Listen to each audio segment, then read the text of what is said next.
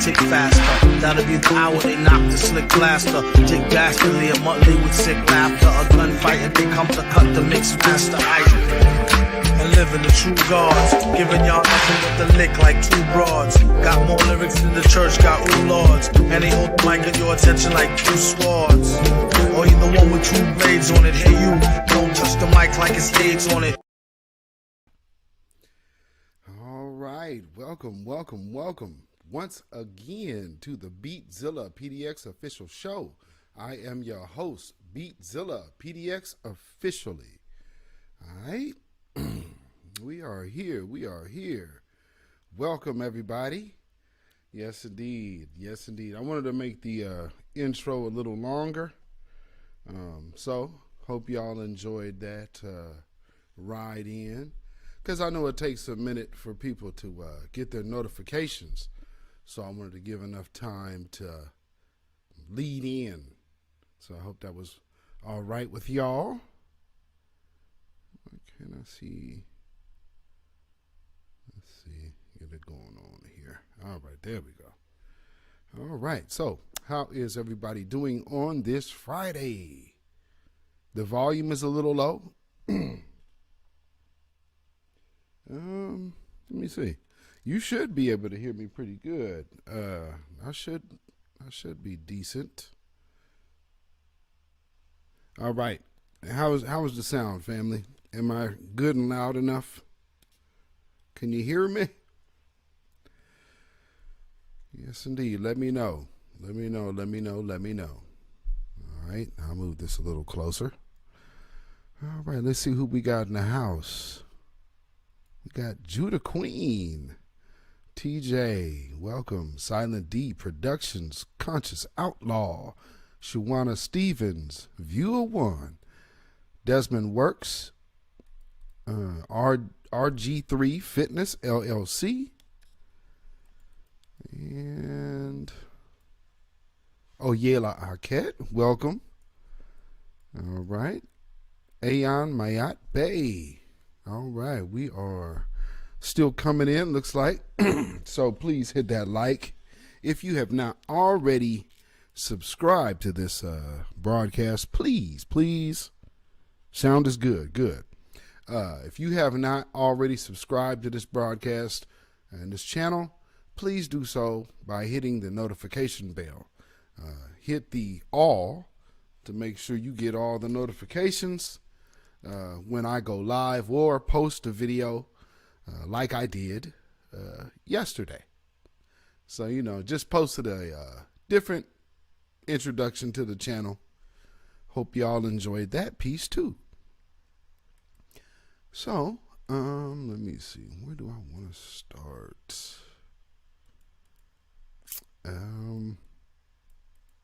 Tanya Zion, welcome. All right. Looks like we still coming on in. So hopefully, y'all have had a good and blessed week thus far.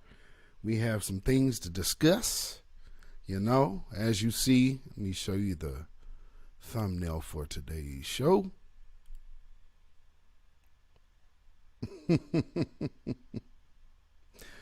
Yes, indeed. You see your boy, Stephen A. Smith. And I wanted to use one of the iconic pictures of him on the Coon Train to make, because he was full-fledged on it. And I think we shall talk about that first. Get this ridiculous business out the way. Oh, Lord. This week did go by pretty quick, didn't it? Yeah, I can definitely say that. It definitely went by quickly. Let me see here. Since I've ever seen. There we go. Just flat out stupid. Let me say this straight up and down. I think Kyrie Irving should retire. I think he should announce his retirement today. Clearly, you don't want to play basketball bad enough. The Brooklyn Nets need to get rid of Kyrie Irving. He got to go. He's just a problem. His level of stubbornness has elevated to a glaring level of selfishness, and I completely applaud the Brooklyn Nets for taking this position. I said it before, and I'm telling y'all again. They'd give his ass away for a box of cookies if they could. They're so disgusted with this dude. How bad does Aaron Rodgers look this morning? Well, we all know where I stand with Aaron Rodgers. I'm the one that coined the phrase, he's a bad man, because he is. I think as a talent, one could easily say he's the greatest talent at the position. I know this.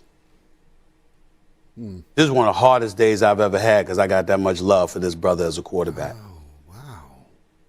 Aaron Rodgers looks very bad today for all the wrong reasons.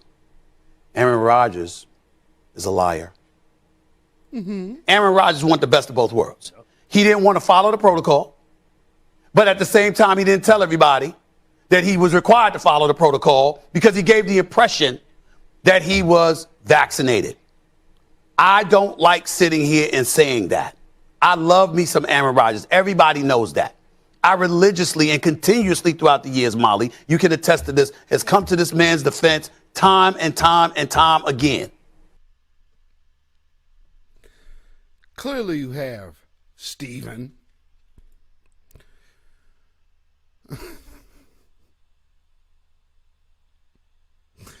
Oh, man. I mean, of course, we already knew where this dude was at with it. He made a tweet, saying very clearly where he was at with it. He looks to get his bosses more money. And after he gets them their money, then he is only worried about how he can get him some of it.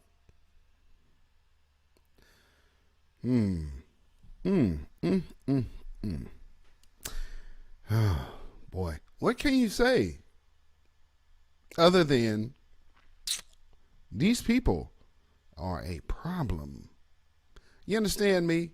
Because what's so funny is that people like this go so hard. Like, you hear all of his smoke for black athletes. And he's been going in on Kyrie Irving since last year, earlier this year. So he's been doing this on black athletes. This is nothing new. His tone is always that of this fake sternness, like somebody who actually respects him. Nobody does, especially not from our community, which he ain't from, really. He claims to be by way of being a transplant. But, nah, man. This dude is a joke. And unfortunately, willing to sell his soul. And to do that means that he sells all the rest of us up the river. It is truly a blessing to be living. Brandon Cruz sings. Yes, indeed. What's going on, my brother? Yeah, I'm seeing, it looks like, I think Silent D had to maybe already catch a couple of your comments. Conscious. You know how they do. I'm surprised Tim S'mores came through. You know how they do. They be on y'all because y'all be on them. And one of the biggest reasons that they don't like people like us is because we are different than some of these other people. Unfortunately, a lot of these tethers, they don't have the same smoke and energy that we do. You don't believe me? Some people would see. Here's one thing I want to tell y'all, and I had a conversation with a sister some years back, and also my cousin, because with you, our sisters, y'all are the trophies of the world, and being in such an oppressive state, so many years of absolute oppressive, hardcore abuse, we have diminished, or our worth to ourselves has been diminished. And we're in the process of getting that back. But with that being said, we have looked to everything else in the past to identify with. So that one thing especially has been Africa. So these some of these dudes, you know, these African dudes came over here just knowing that was the game. They pop that Afrocentric stuff to you and you know, get them draws and then dip on back to Africa and take their money that and schooling that they got here and put it to work over there in Kenya or Nigeria, like Barack Obama daddy did. Now, typically, these dudes come over here looking for the white women, you know, but they want to plant their flag with the white women, like Barack Obama's daddy did. However, you know, they still like to hit them black women every now and then. Now, they always do the, oh, we're from the motherland. You would be an African princess. You understand me? So they run that game on you. Man, that's game. That's game. Because truth be told, nah, they ain't really fooling with us like that. Now, if you want to know if another nationality is fooling with you, for real, see how they deal with your men. So yeah, women, don't get caught up that he is into you for the reason that he's into your people. Nah, that's just a way in. You dig it? You know what I'm saying? If they fool with your men, then you know they really fool with your culture. If they don't fool with your men, they don't fool with you. They fool with what you got. And they'll slum with you, as they say. They'll do that. But you best believe, man. You said you never liked them. You know, some people do. But you have to... some of us just love each other. You know, we love being black and we love being around each other. And, you know, just our experiences growing up. Like for those of us born in the 70s, man, you know, we have got a chance to enjoy quite a bit of blackness in our day, you know. So today, because like today, blackness is sponsored by Big Pharma. Black Gravity, what's going on, my brother? Hey, Black Gravity, did they get you on Twitter? Did they suspend you?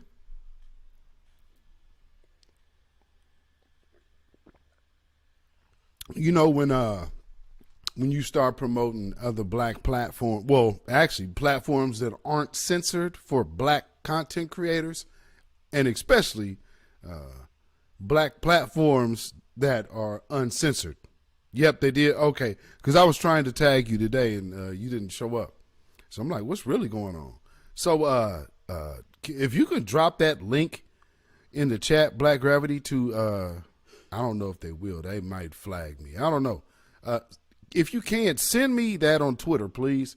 I got the link, of course, but like the hardcore information of that site. If y'all know what I'm talking about. Matter of fact, yeah, you can. You can put it in the link because Jason Black, it's in his broadcast. So most definitely, please put that link in the chat. It's already in the YouTube chats. New Black Media, we rolling, baby. You know, Kathy B, greetings. Yes, indeed. Kathy B, you actually took time out to opening of the boxes, or have y'all even started? You know, must be nice. I'm gonna have to come visit y'all. Gotta come visit y'all. Yes, indeed. You know, at some point we gotta have some kind of collective meeting. Hopefully, you know, soon. Come sign up, please. Yes. Don't tell me did they Black Gravity, put that back in the chat. If you did, I didn't see it. So if that link to that is if you got it, please put it back in the chat. They might be blocking it. they might be blocking it because I'm not seeing it. And I don't think my moderators are seeing it either. So, like I said, see, they don't like us talking to one another because we, especially like my brother Black Gravity, you know, especially us fellow black fathers who have reproduced black children, we're not like the Stephen A. Smiths, who him and people of his ilk are more like this dude here, or actually these guys, you know, because this is more their flavor, you know, and to each his own. But as foundational black Americans, I love my foundational black American sisters. Y'all already know that. Just go to 6zeros with a .net, 6zeros.net. Obviously, they are blocking it in the chat. They, you know, they see familiar faces tied to something. They go to work. So, whatever. Whatever. You know, can't stop this train, man. The show is over, baby. Because we ain't like these people. We something different. Let me show you who these people is. Look, watch this. Wow, Alice, baby, take this time. Come on. Alice, go again. Sunshine music, let's come together. Yes, go again, let's take this time. Alice, go again. Moonlight music, let's come together. Wow, let's take this time. Alice, go again. Sunshine music, let's come together. So, Alice, we do the song for the final time. Now give us some crazy dance right here. Final time. Alice is going to give us some crazy birthday dance. See what? Come on now, the moon is shining bright. Come on, let's have it once again. Come on. We promise we will have a good time. Let's do this, that's the thing. To the fire of the sun.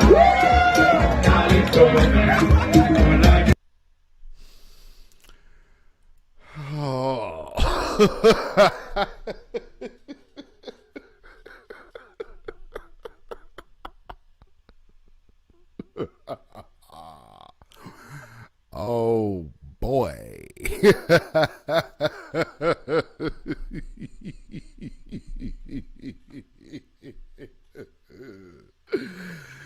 Oh man. See, we're not like that. And there's a few things going on in that. They egging her on. But the other thing about it is it's like, remember Roland Martin dancing with Hillary Clinton? What's different than that? It's the same thing. Oh my Lord. Funnier than the Mayo rap.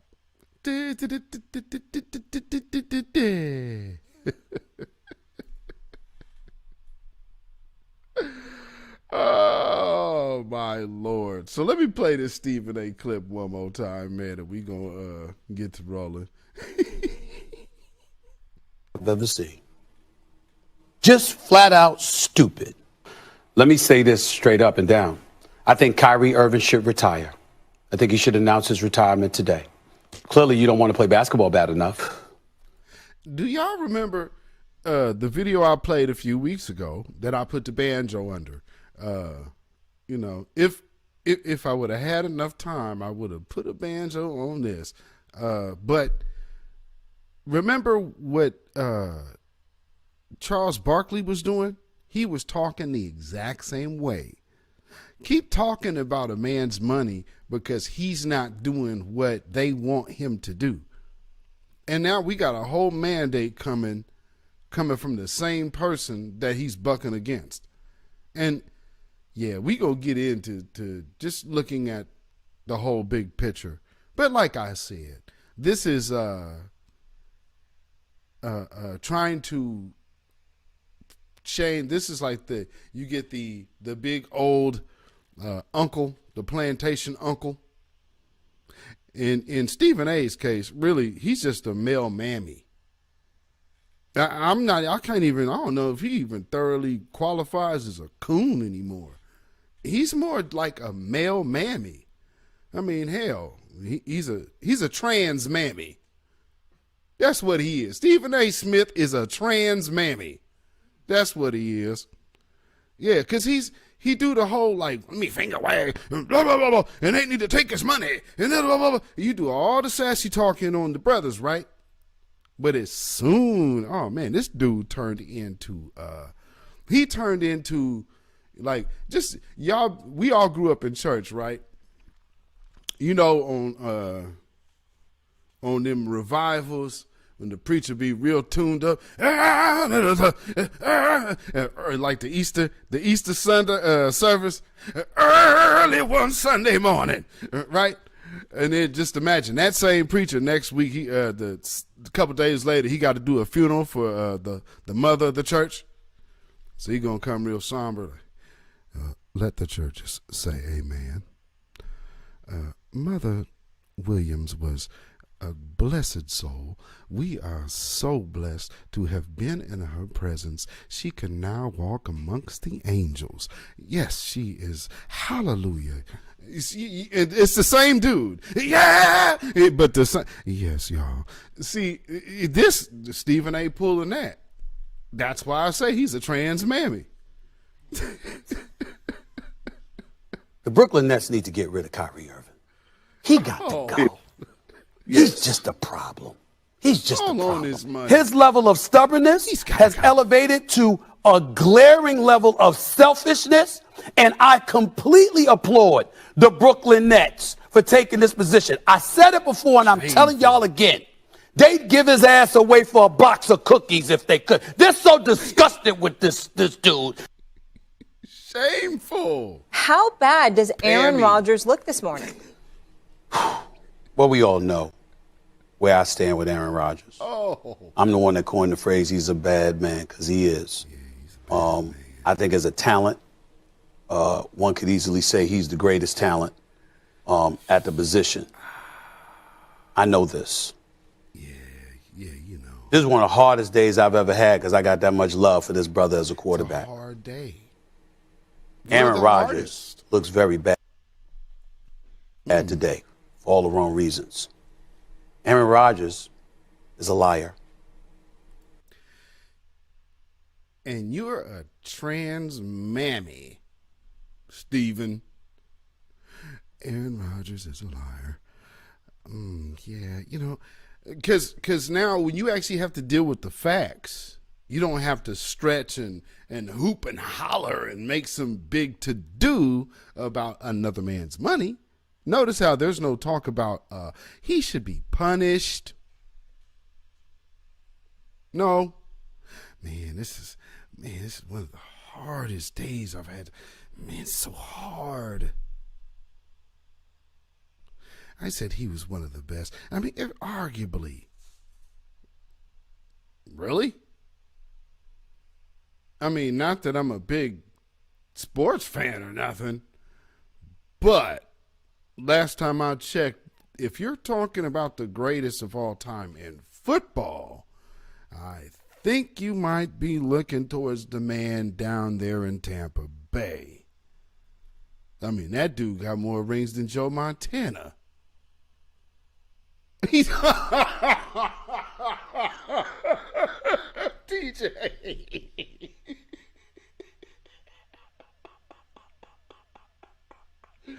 That's it. A trammy.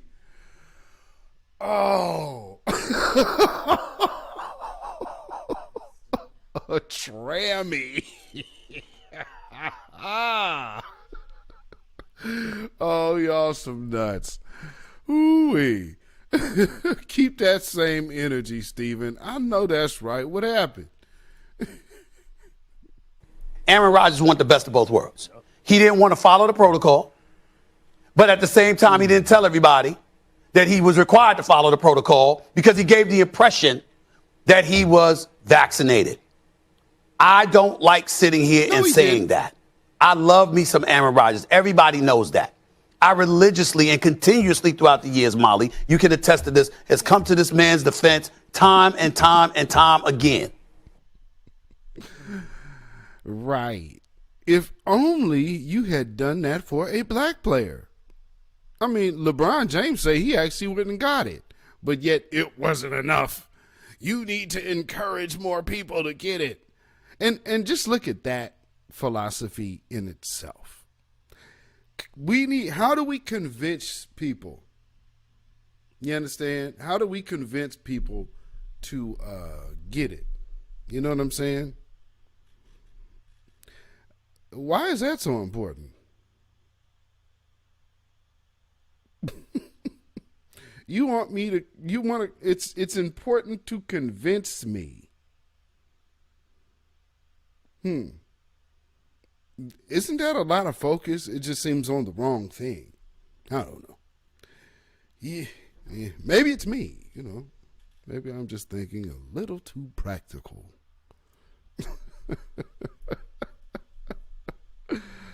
Oh, Lord. And, again, we already know. See, Stephen A. Smith ain't too much different than this. Well,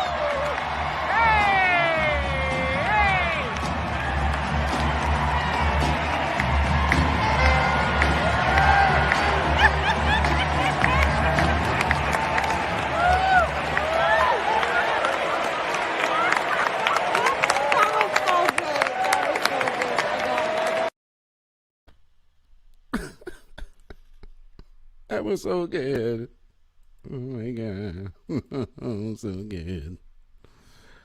Oh, jeez. These people here, man. And this is when you are down as a, you got to understand, they got the big, if you have a group and understand I control everything, then everybody can be on board. Y'all saw They Live, right? What the hell did y'all just do to my chat?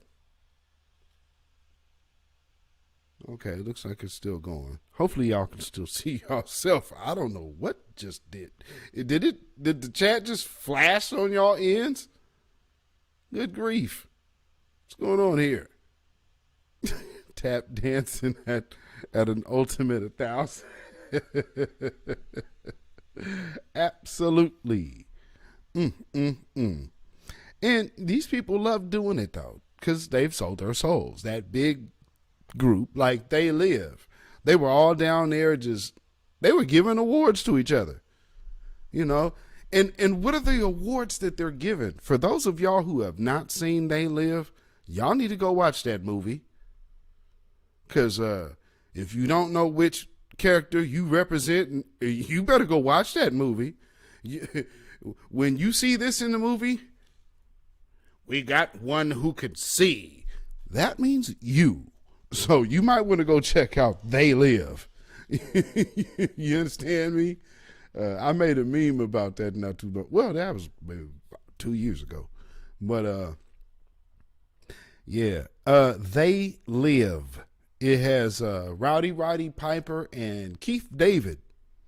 It is probably known as one of the longest fight scenes in movie history.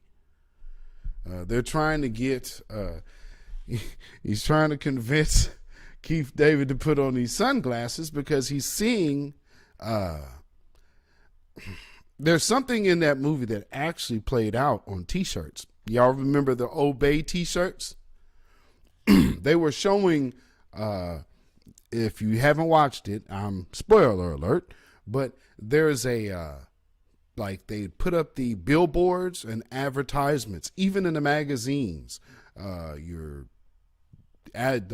go down a whole like newsstand, and if you took the sunglasses off, it would look like a normal cover. But if you put the sunglasses on, it was really simple, written in black and white, no pictures, no nothing, and the words were sleep, obey, consume.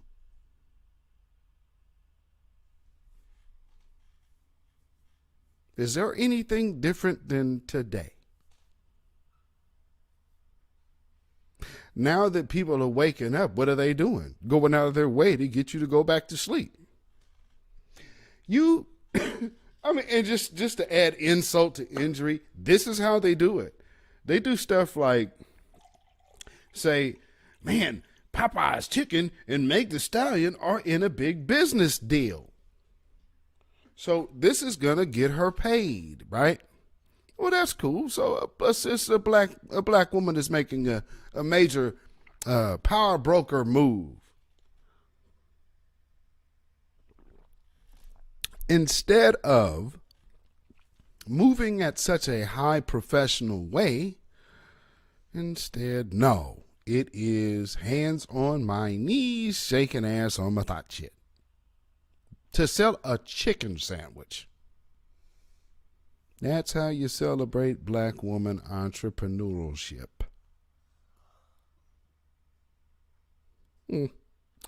Okay.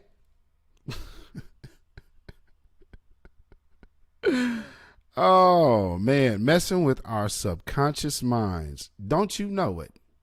Don't you know it? Because what are they convoluting here? They're convoluting ratchetness into professionalism.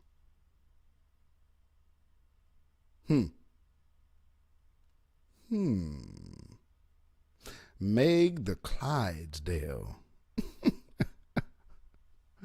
And truth be told, I can't hate on Meg the Stallion like that, because I used to listen to her in her early years when she was like spitting like Remy Ma. So for those of y'all who just like thought she popped out of nowhere, nah, she had to change into what you see now. You know, she got bars. Like, let me tell you, Meg the Stallion is extremely talented. She's not no paper MC at all. But, you know, the stuff she does now, she got to do the whole professional gimmick thing, and it makes money.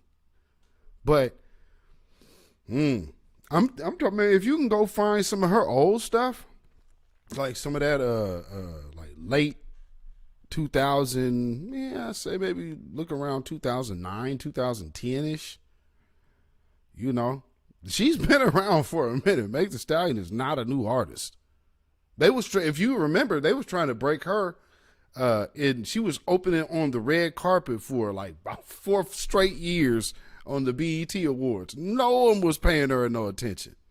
But the last time when she came out with that new song, with the new gimmick, it was all she wrote. It was all she wrote. I mean, I'm talking about they had her out there 4 years straight. She wasn't cracking at all. She was opening on the red carpet. The joint, as people are walking up, she's performing in between people's entrance. So she's obviously, you see, she's cute. She ain't did nothing to her face, and she ain't did nothing to her body. That's what she looks like. She just wasn't doing all of that. And she couldn't make it. Looking like she looked, she couldn't do it because she wasn't up there doing all that ass bouncing. Once she flipped it, it was a wrap. And that's the business. They know what they sell. The business is not about art. It's about money. So you got to understand that moving into something like that. And she did. Because she tried to do the artist way. She honestly did. You said you would respectfully pass on her. Absolutely. Anything that is happening, I haven't heard none of this new stuff. I don't listen to none of that. Actually, I don't listen to a lot.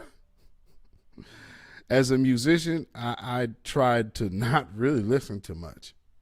I listen to more. I've always, as you know, everything I've created, I was listening to talk radio, like sports radio. I don't listen to, because I want to be fresh. You know what I mean?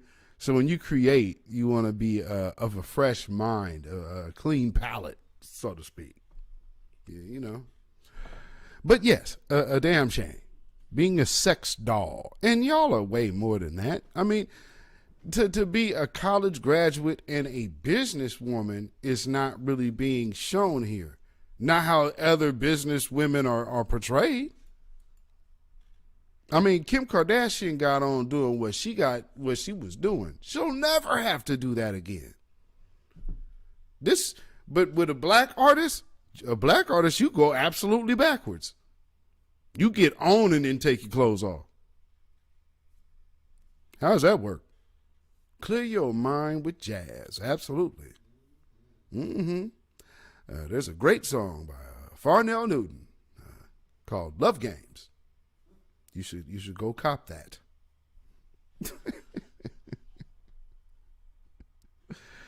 Oh, yes. A good jazz record. The whole record is called Classes in Session. It's a nice, good contemporary jazz record.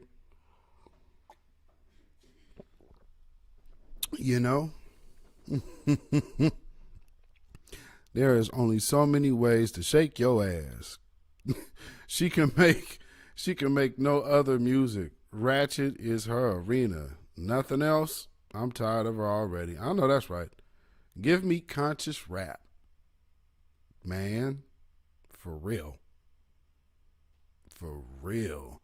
And I mean, growing up at the time we did, it's like, where was Stephen A. Smith? I know, because he's going to turn around. I'm a huge Public Enemy fan. Right. But then you turn around and crap on other black people. Which, you know, we've seen some of these old black folks kind of do the same thing. But, I understand. It's a cold system that these people are involved in. And they chose to be part. So I don't have any sympathy on nothing. Because you are a willful participant. But as far as Stephen A. Smith goes, I hope everybody understands we have a lot of people like this amongst us. So there's Stephen A. Smiths in every genre of black. At this point, we have to call it out wherever it is. I played the video the other day with the brother who was getting at Pete Buttigieg. You know, like I said, clearly he was LGBTQ, and he was on some James Baldwin, take it straight at his throat.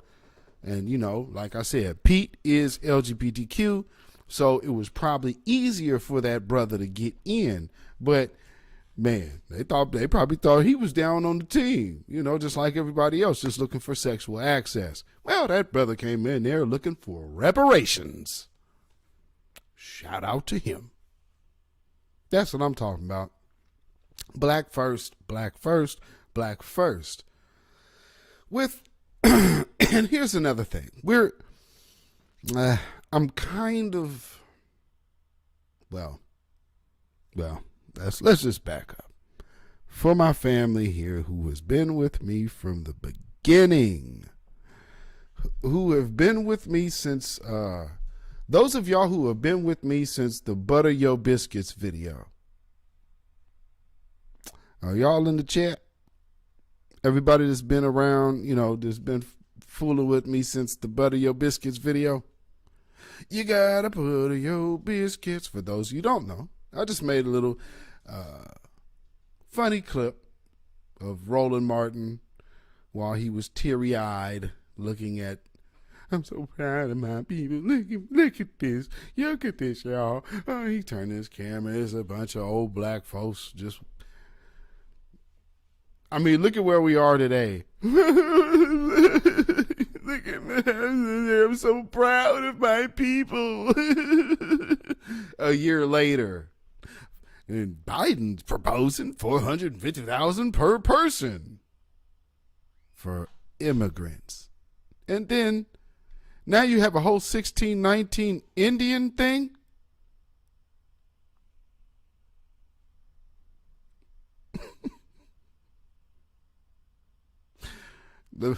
The Pan-Africanism took a hit because you got, the truth of the matter is now people are starting to realize that CARICOM and the Hispanic group are in league together. I don't know what you're going to do around that, man. That's not Pan-Africanism. That's Pan-FU-ism. I don't know how much more plain they got to make it for people. When they say they go link up with the Latinos to go get reparations and then talk about, let's go get these white people to have reparations for African people. Damn these African Americans.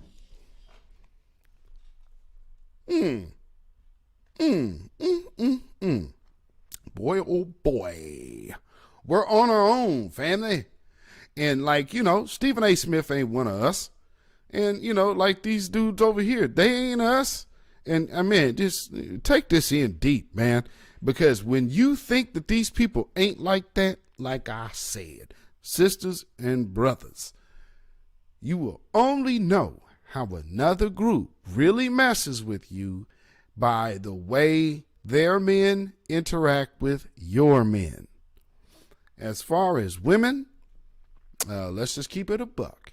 Women, y'all got a few things that every heterosexual man wants. Just off the rip. You walk in the door with it.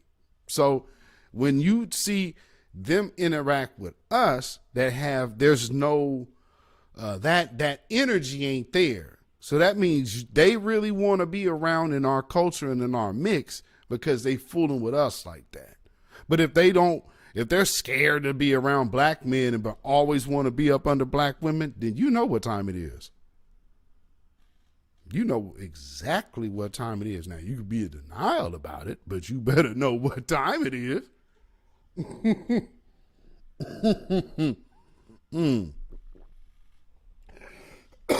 Because, here's the thing. This one here. Wow, Alice baby. See right there, that's not really going to be the major winner. You dig? However, you see how T.I. is a businessman was smart. I can't really knock him from that end of the game, but as a businessman, is all money good money? And, it's cool. He separated himself from Iggy Azalea eventually. But, he is responsible for unleashing that farce on the world. Interracial sexual access. These are the things that we have to learn to let go of, family. As for me, I can honestly say, never been over there. That's just me, though. And I'm not knocking anybody who has. I mean, if that's what your get down has been, then cool, let that be so. Let your yay be yay and your nay be nay. For me, it's a nay.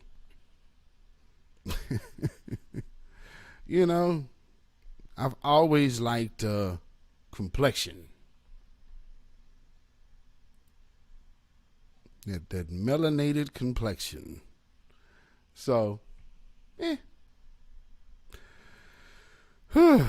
However, we already know we have a few of these brothers who go crazy over stuff like this. I remember your laugh when I was at my worst. Let me tell you, piece of scum, I'm supported from above. Your man in my DMs while you're talking shit behind my back. All the shit you said made you look like a little bitch that had your opinion, bitch, fuck that. What do I think of you? How I love in your face, bitch, if you only knew. Ha ha ha, ha ha ha, ha ha ha. And that is probably the energy that you would have to worry about, dudes. And truth be told, let me tell you something, sisters. Because something that we have always heard growing up is like, yeah, man, all these brothers want these white girls. All they want to do is white girls. All they want to do is like, sisters, if that is the type of dude that you even think you want, you are thinking wrong. First off, say good riddance, and then find the ones that ain't. You know, the truth of the matter is oftentimes as people, we like things that we ain't probably that aren't the best things for us. So we like things in odd spots. I think that's just a human nature thing, you know.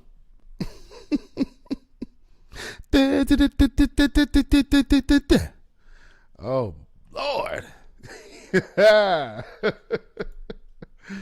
So, what do y'all think about these mandates, y'all? What do y'all think about these mandates? We got a lot of people quitting out here. Matter of fact, you know what? Let me do this. There's a lot of people quitting. And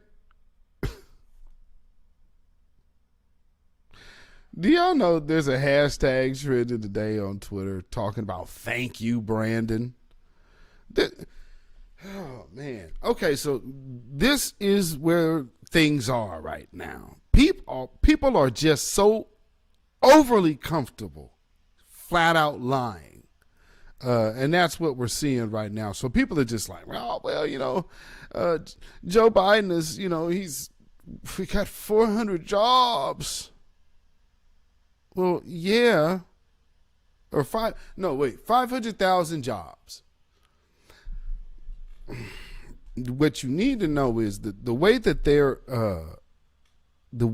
are talking about this, they're not considering, well, number one, they're claiming jobs being added as people not filing claims of unemployment.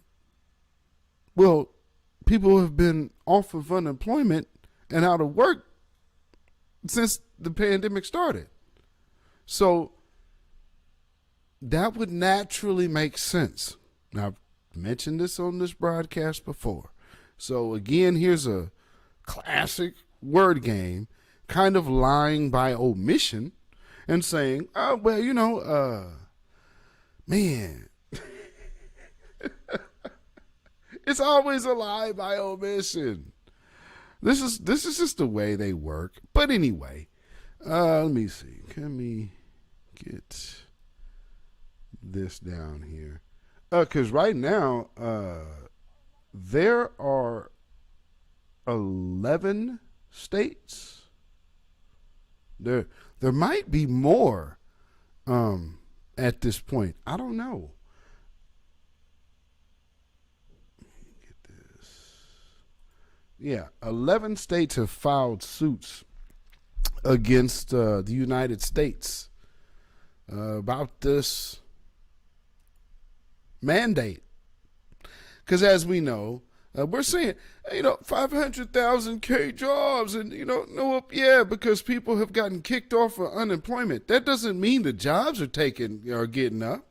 How could you have an uptick in jobs when you're literally firing people for not getting venomized?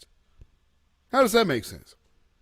And then come January 4th, you know, man, this is fitting to be a disaster. Not like we didn't know was coming, but geez, this is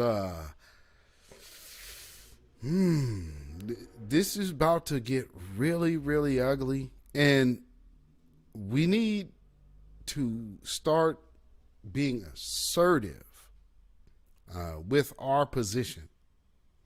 And letting people know, as far as the grassroots goes, the new black media, the turf, the streets, the soil, as far as that goes, we need to start making it known on a grand scale how these so-called politicians do not represent nor speak for our interests. Not only that, we have spokespersons, spokespeoples. There are people available for commentary There are people available for interviews. There's a whole system that you're spending so much money on just to combat. Yeah. New Black Media. The world's David.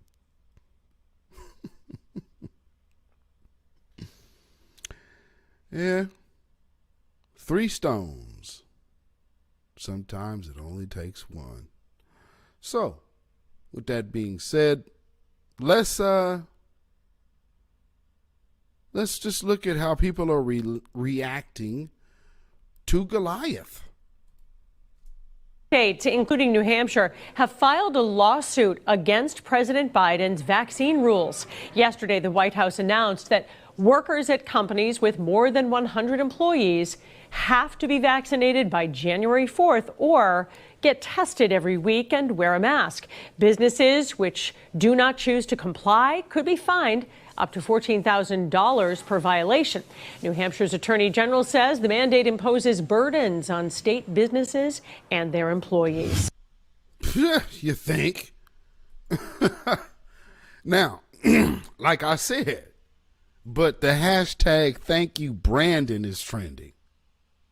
See, they're just doing the same old. And not really. I can't actually call it same old, other than the fact that they're just being deceptive. However, their need for this type of level of deception is us. You, me and you, and all of us collectively. Because like I told y'all, we are the Messiah as a collective, you know, and that's one thing they couldn't bank on, is that one, boop, there you go. Like I always told y'all how I felt about it. I looked at it like, you know, they asked you questions. I was in a men's circle once, building with some brothers. And a question, just opening up the conversation, went around, you know, introduce yourself. And the question was, what movie character or cartoon character or comic book character would you most liken yourself to or desire to be? So, you know, like I said, everybody was Superman, Black Superman, you know. No one said Aquaman. Sorry. Green Lantern, you know, of course, Black Panther. And so when you got to me, you know, my response is Caesar. Caesar. It was like Caesar. Like, this is not, no, not Caesar and Cleopatra. If anybody watched that movie or knows the story, he dies under a statue. Stabbed to all hell. No thanks. Not that Caesar. No.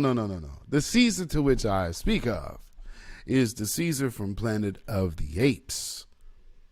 Yes, indeed. The one that had the, he was born with that juice. It was birthed in him. And he was able to figure out how to get it to everyone else. You said Thanos? Nah. See, a snap, what justice is in that? Nah. See, like what you saw is a slow progression. You saw one group get smarter. And what did Caesar do? Caesar went and he was smart enough to make all of them smarter. And then also got the big gorilla to make sure that he could shore up his power. If you want to know what I would want to be, I would want to be like Caesar. You know? Because I look at it like he looked at it. if you have whatever you have in you, just like all of you have whatever you have in you, then I know we would all be more beneficial intermingling that, commingling that.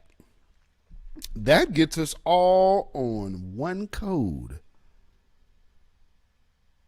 Well, Tim Seymour, and we clearly see that the Biden sexuals are the ones who they took the wrong juice.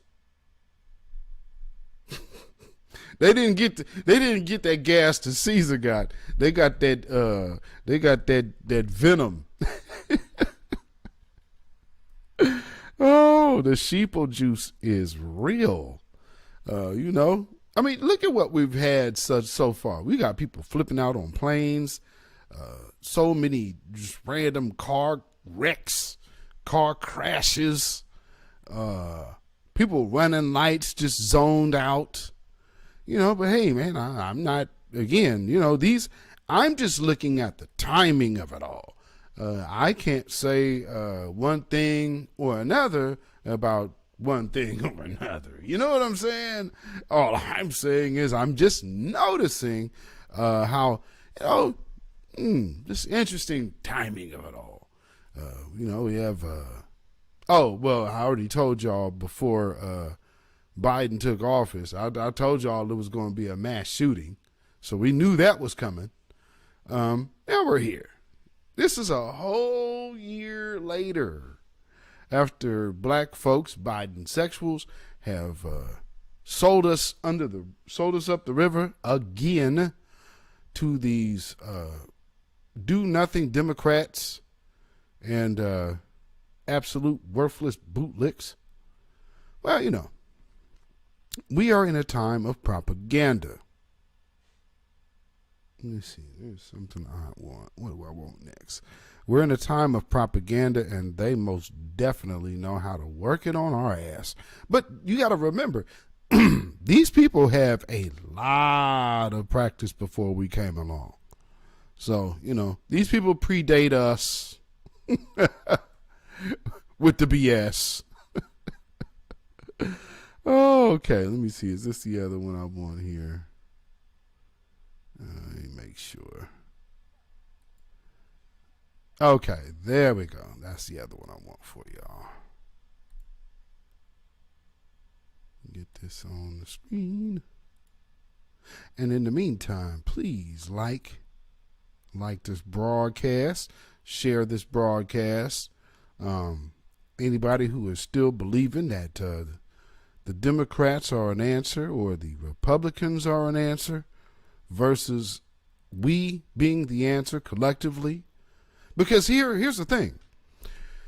If we did like other groups do, other groups aren't Democrat or Republican.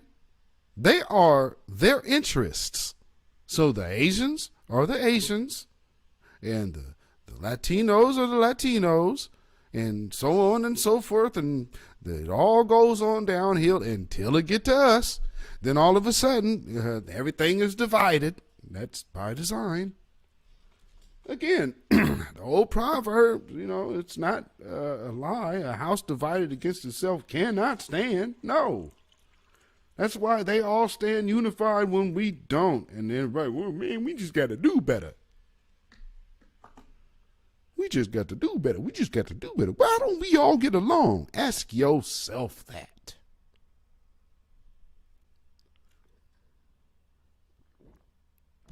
When someone asks that question, I got to ask them, has there ever been a time when you knew you were dead ass wrong and still refused to apologize or just fix it or concede? If your ego was that important to you, that right there is the reason. Well, we can't just get together. Well, and then you have all of these other people whose ego is wrapped up in absolute acceptance. So there ain't nothing that another person looking like them can tell them. You know what I mean? Sad but true. So, here's a black woman to speak because, the propaganda machine, the live stream media, as Queen Abadiah Shakur says, lame stream media, they always have to make sure they cover their bases when it comes down to us because everyone else has pretty much been, they're pretty much done. You know what I mean? The colonized mind is a beast. We're oppressed, so we still can say, ouch. Colonized minds just are like, hey, well, this is just how life is. New Day, welcome. That's an awesome movie. Oh, They Live, absolutely. And I'm from Portland, Oregon, so Roddy Piper is from here. So we were like, hey, we got a local doing a movie. Remember I told you I was in a movie. I found it online not too long ago. It's called Reggie's Prayer. If anybody gives a damn, I would just say, just skim through it and go look for me.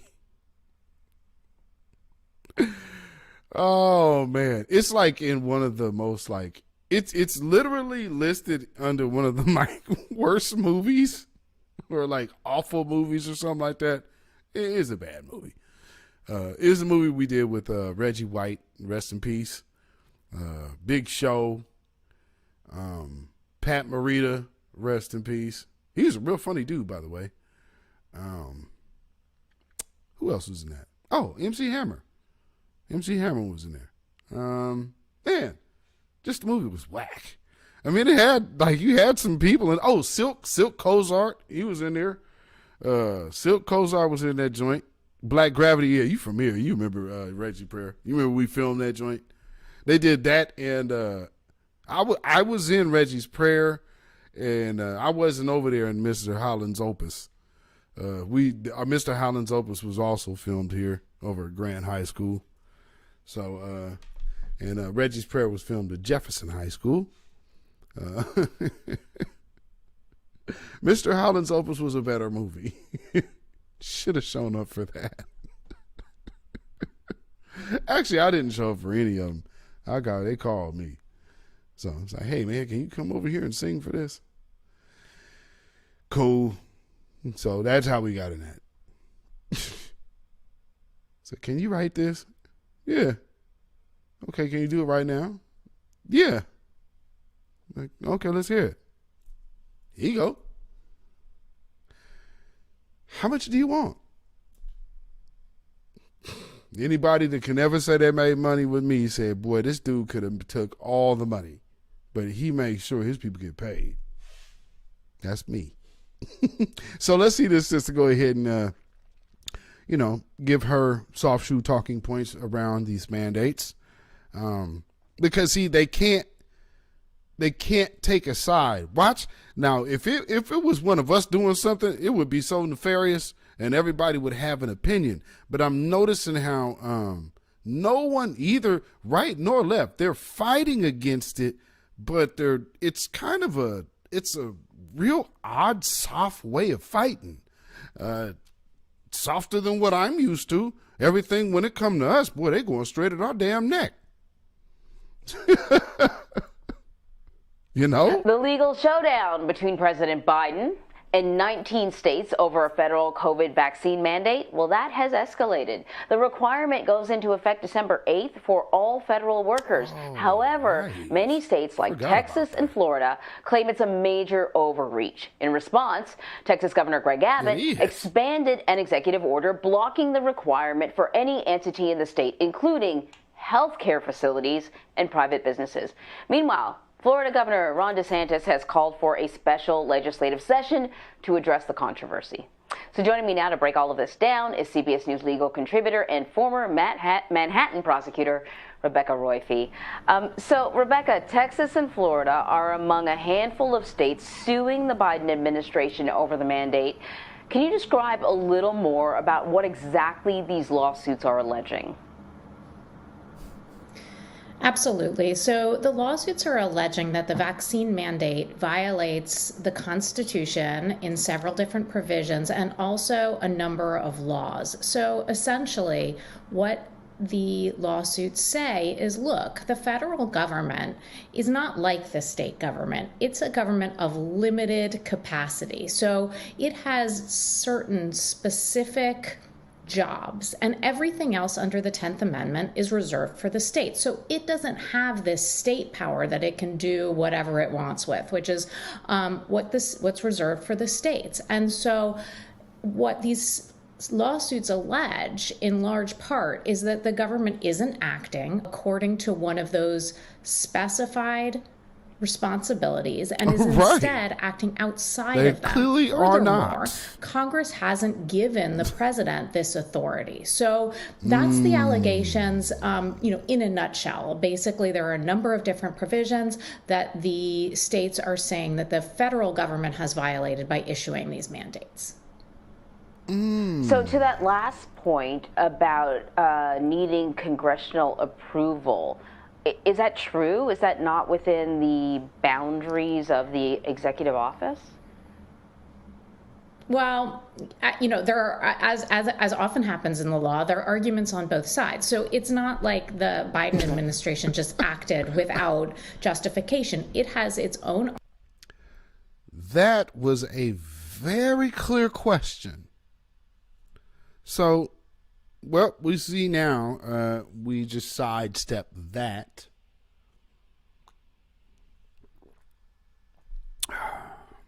Now, this is the making of a liar. Now, for those of you who have maybe have went back and done some digging on some of my older podcasts from the early 2000, like around 2012, 13-ish. There was a broadcast I did to let you know how you can foolproof test on how to spot a deceiver, shall we say. One of those children. Well, the test is ask a direct question. It is impossible for them to answer you directly. I don't care what you ask about. Say, hey, is the sky blue? Hey, what do you mean, man? Why are you asking me if the sky's blue? That's what I'm talking about. Arguments for why this action is legal, and mostly it's acting under something that's called the Procurement Act, which is essentially this law that says, the government has to engage in procurement. It has to get things, it has to give things, it has to sell things and buy things, and it needs all these contractors to do it. And the law says, the president and different agencies can do things that are necessary to make that process efficient. And so under that law, the Biden administration has said, look, we need to have our contractors vaccinated because otherwise we're going to have people calling out sick. We're going to have things shutting down. We're going to have quarantines, and all of those things are going to lead to this massive inefficiency. And so I'm sorry. Didn't that already happen, though? I mean, this is what I'm talking about. So, BS sponsored by Big Pharma. Shout out Teva. Who's been here long enough to know who Teva is? And if you want to know how they really getting down in the plans, what did I tell y'all about that? Keep an eye on Israel. You know what Israel doing right now? Oh, man. You thought, see, well, I ain't even going to get into that. Anyway, look at Israel and just see how they pushing mandatory, you got to have 3. And it just made me think y'all have seen these people's cards, right? For something that I can't help but notice the multiple slots or the multiple lines on those cards. It's like, y'all realize y'all gonna fill that up and then some. That's gonna look like a passport. Y'all realize that, right? Oh no, y'all gonna be coming back. back and back and back. And then once they, well, we're going to get to that. But, you know, once they move into phase 2, well, actually, wait, I guess that'd be phase 3, because you're in phase 2. So you're already getting primed, as they say. And, you know, hey, man, for some of y'all actually got placebos. Y'all ain't more jabbed, venomized than the next man who ain't. So with lying ass Aaron Rodgers and look look at right behind Joe Biden. Just what is that? Do you understand what you're seeing? What the hell are you looking at right there? Vaccines.gov. And it's right underneath the White House. Like you changed the whole damn name. Vaccines.gov. Since when? Now, for those of y'all who have been with me from the start of the weekly wrap-ups, we went in. I showed y'all the beginning. And I showed you who was invested in these different companies. You know? Oh, yeah, George Soros is about to, he just bought a company to, fact-checker company to dispel misinformation. So if you didn't know what that means he spent $1 billion to combat the new black media. All of this money to circumvent a message that you knew was coming and people that you knew you couldn't stop. This is how much, family, I'm just telling y'all, this is how much they hate your guts. Don't ever listen to these. How could you trust somebody that hates you that much? They'll spend that much money to keep you broke.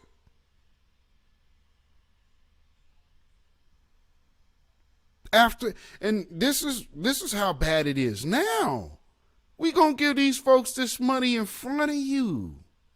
Thanks, black folks, for getting me in here. And if you don't vote for me, then you ain't black. Look, y'all. I gave you this, and if you ain't enough for you, then to hell with y'all.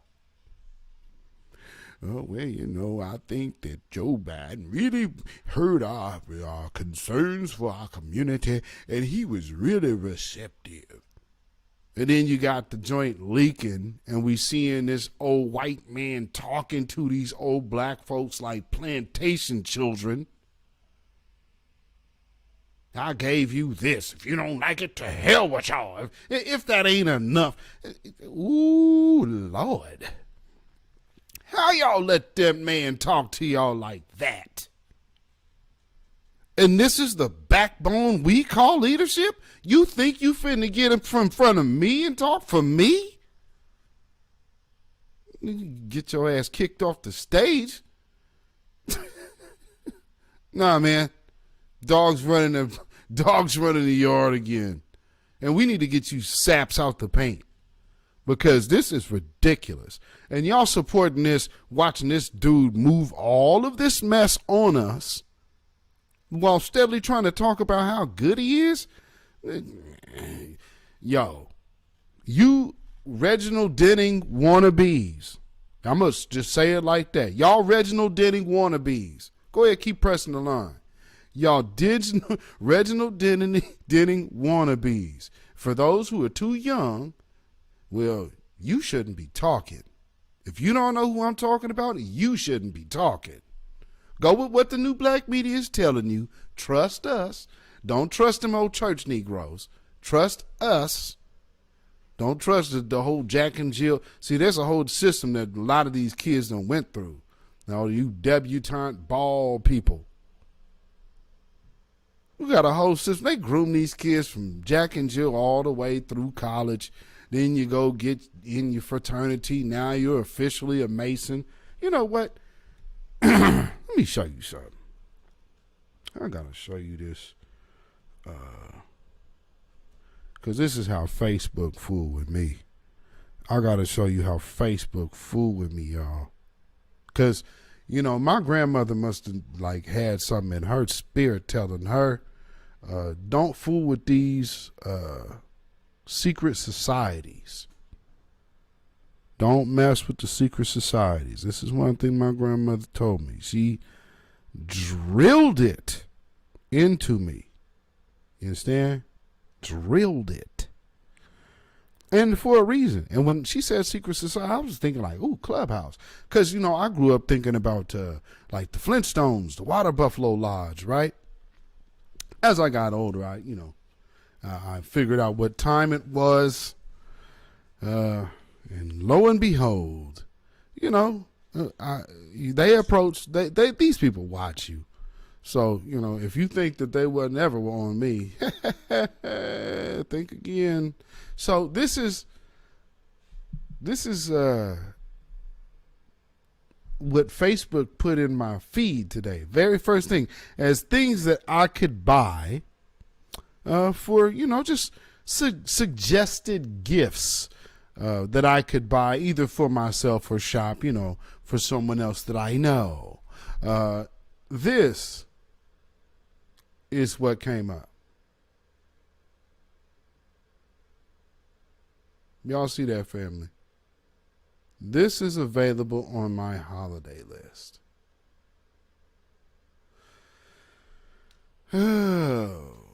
When I tell you these people know who you is, they know who you is, and they do stuff like that. So when you guys see little stuff like that, don't kid yourselves. You are just as important as all the rest of us. You better know you are. You dig? This is the stuff they do. So if you all see like little weird stuff going on with your devices and stuff like that, yeah, they know you. They know you. They know you a damn threat. Why? Because you ain't sleep. We got one that can see. You understand? That's what I'm telling y'all. Go watch that movie. Go watch that movie. It'll tell you. You aren't the one sleeping. You could see past the messages. You are seeing beyond the veil. You know how many people, okay. Prime example. With all of the knowledge that all of y'all have received, just as you could have walked in your own enlightenment, have y'all tried to explain the stuff that you have learned to other people who are not on that walk? How'd that work out?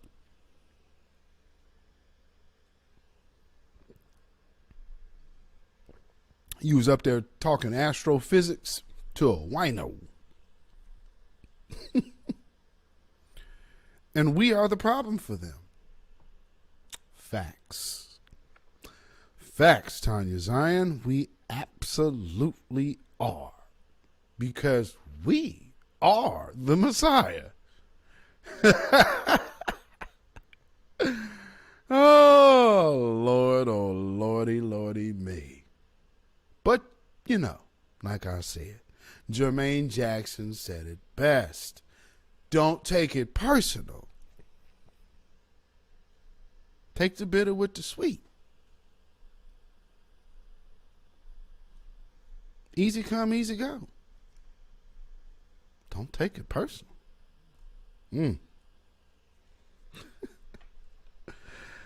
Because good things come to an end.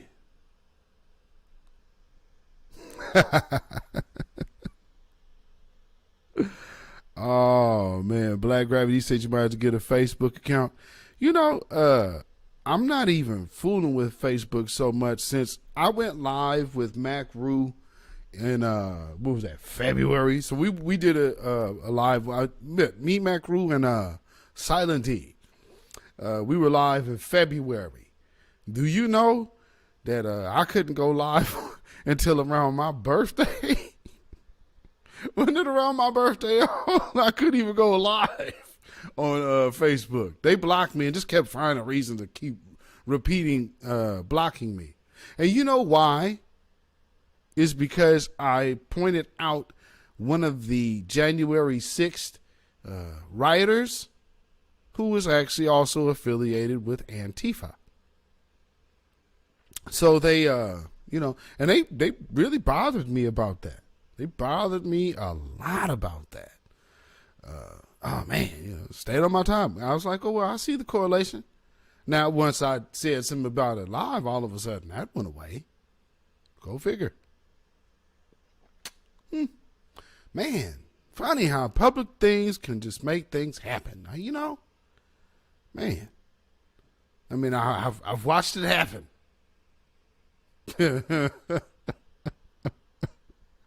You never know who's really just being petty with you until you say something on this mic. You know, sometimes it has to happen that way. You know, somebody may be holding on to something and things is in processing and all of this. And, well, we don't know what's going on. And testing. Is this thing on? Wow. Wife just look at me. Oh, well, imagine that. Boy, that's...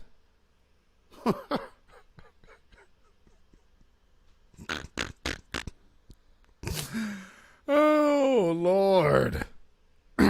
Yo, do not be afraid to stand for what you believe in.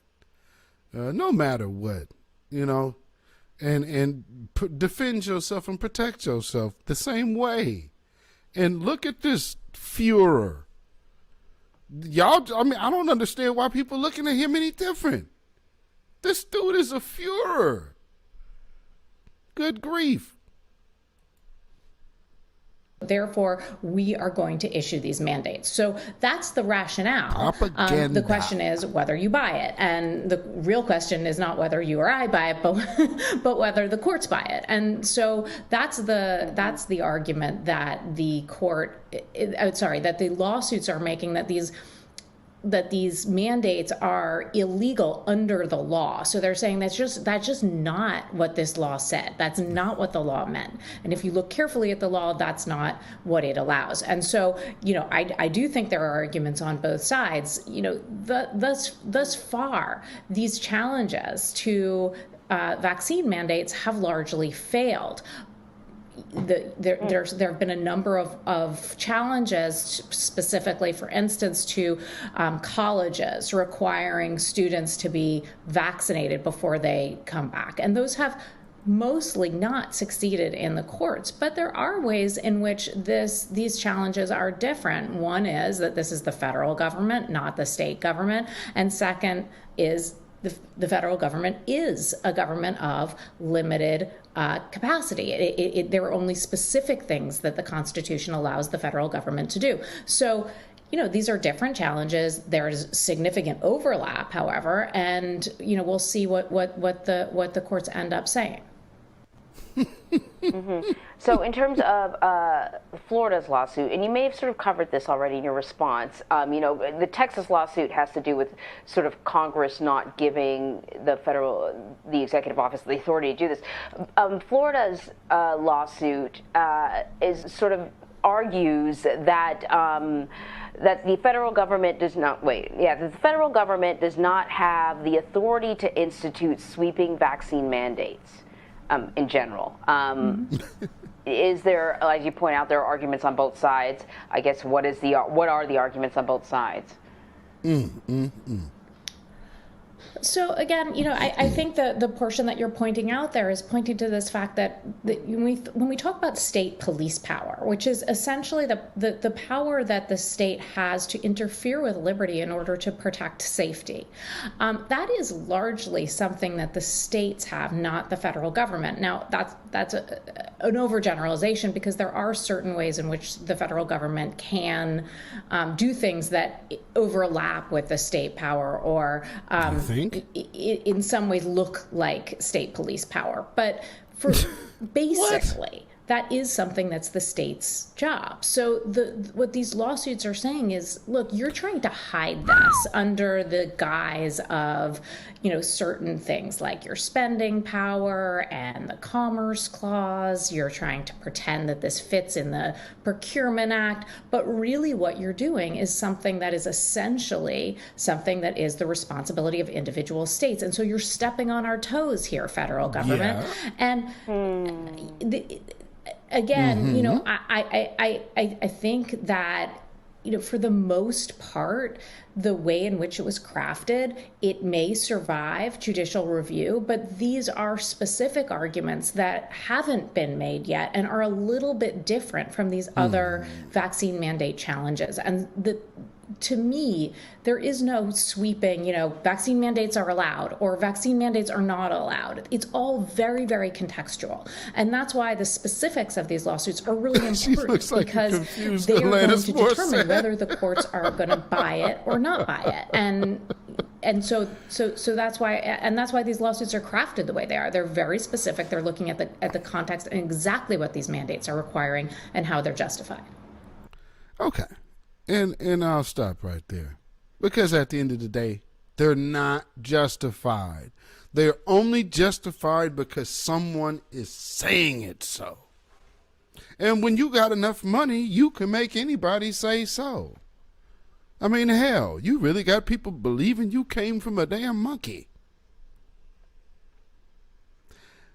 And then the dude who actually says, yeah, it was a theory. People actually believe. I mean, how does the person who didn't believe the bullshit they wrote become like a religion for other people? This world is dumb, but it's by design. You're already in idiocracy. When people can just look at you in your face and tell you whatever they want to on this damn TV, and you still giving them your time? Shit. What's wrong with you? And all these Rachel Maddow lovers, and they really be loving these people. It's like, yo, these people don't give a damn about you, man. They don't give a damn about you. Why is my picture looking so janky on my playback? Am I clear enough to y'all out there?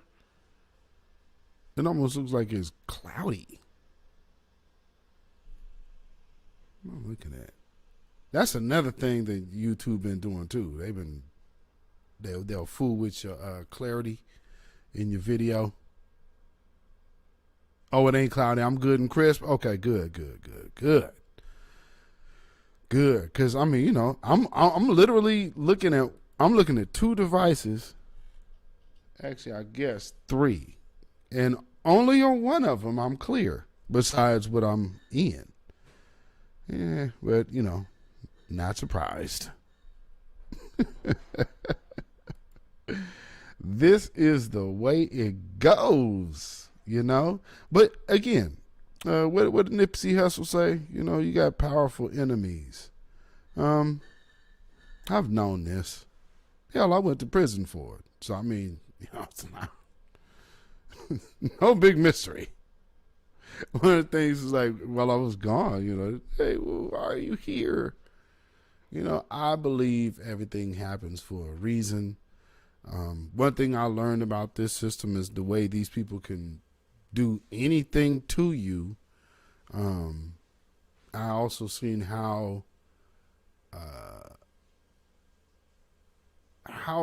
many people go through the system that's so routine. So there were things I guess I was already prepared for mentally, but at the same time, you should always know, wishing prison on somebody who really shouldn't be in prison. Luckily, like I said, I was prepared for it. So, things ends up different, but everything happens for a reason.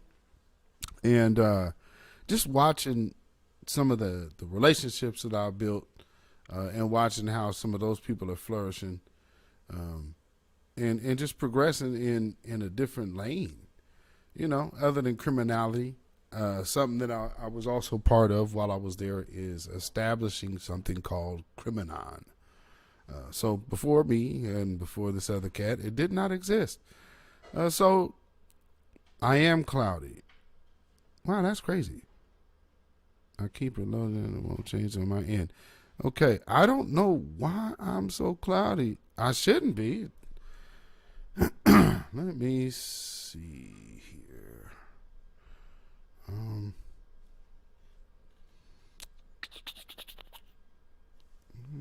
me try something. Let's see if this is waiting on approval. Oh yeah.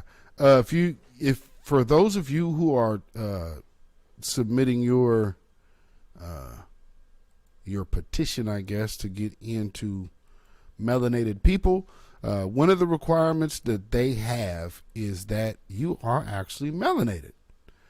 So if you are not, you know what I'm saying? If you are not, then they probably ain't fooling with you. But of course, all of us in here, you know, they'll know you.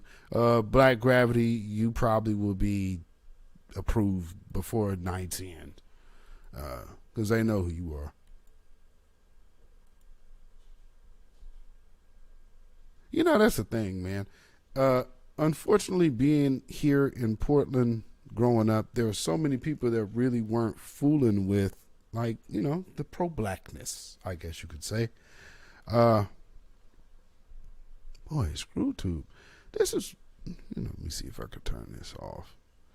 I'm getting a, like, Wi-Fi message. So, like, it's telling me that my Wi-Fi is low. Well, the problem with that is I shouldn't be on Wi-Fi. I'm literally on. I'm hardlined.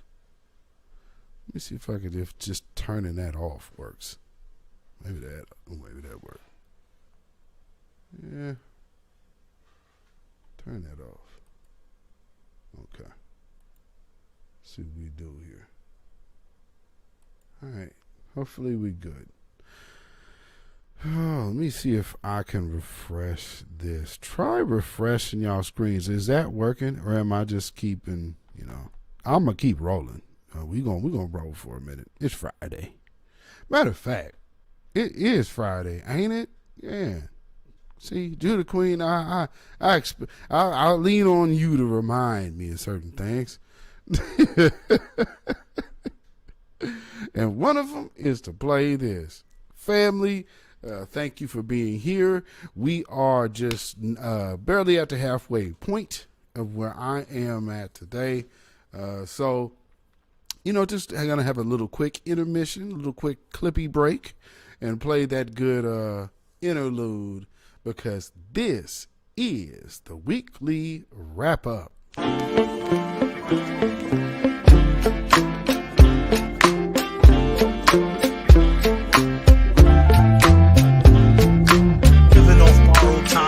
Tick faster.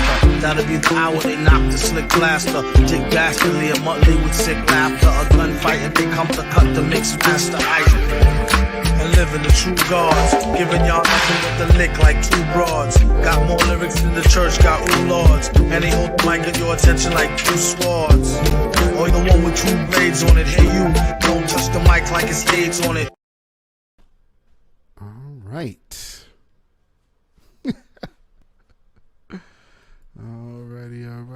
Alrighty. Let me see something here. There we go. Let me try something. Okay, let me try going back. All right. Hopefully that helped. If not, sorry. Y'all can still hear me though, you know, and y'all can see me. So, yeah, I don't know what's going on right now. It's a StreamYard issue, because like on my end, I'm looking extremely clear, but I can see what y'all seeing. I don't understand why that is, but oh well. So let's see, where was I? Get this up here. So, needless to say, we have all of these different entities stepping in our space, which really don't need to be there. Let me see. Where I want to go here? Let me see. Looking for this video. Hopefully it's playing cool.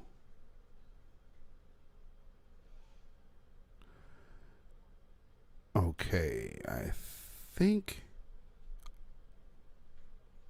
Okay, yeah. Let me go. So, what I want to talk about is we're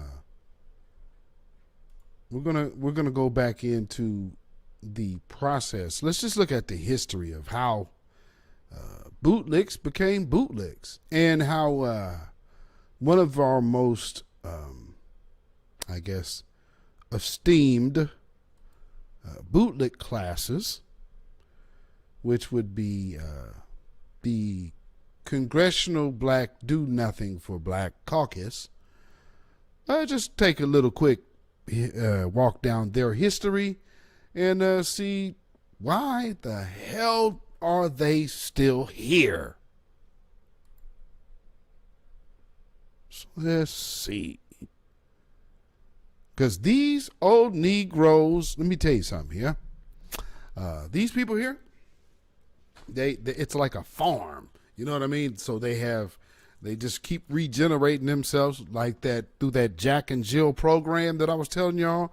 You go through Jack and Jill, you go through the, so they might send some to the ROTC training, which will kind of get you prepared to be into the military, which of course, some branches of military, especially the Navy, are very, I don't know if you'll find any black woman in the Navy that is not an Eastern Star. So it's like hand in hand. You know? So let's see, let's check out a little bit of the history of the Congressional Do Something for Everybody Else caucus.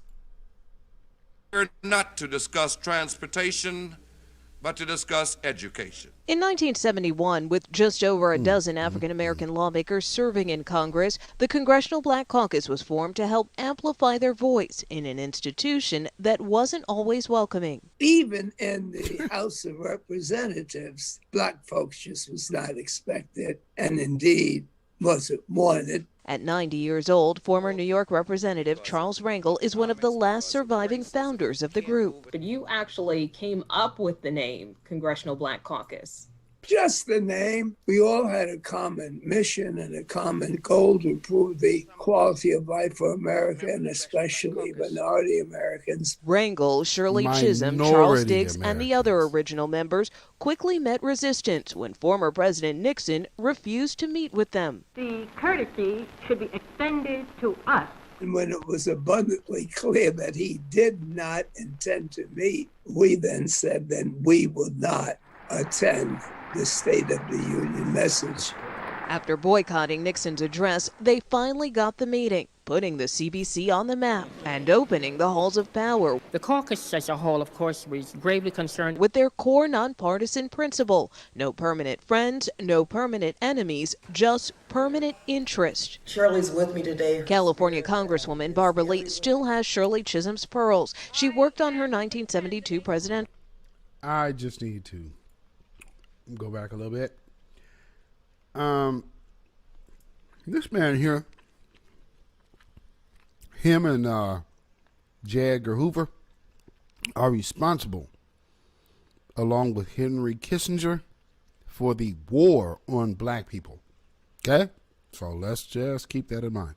Oh, and them Bushes were around at the same time. The State of the Union message. After boycotting Nixon's address, they finally got the meeting, putting the CBC on the map and opening the halls of power. The caucus as a whole, of course, was gravely concerned with their core nonpartisan principle: no permanent friends, no permanent enemies, just permanent interest. Shirley's no permanent friends.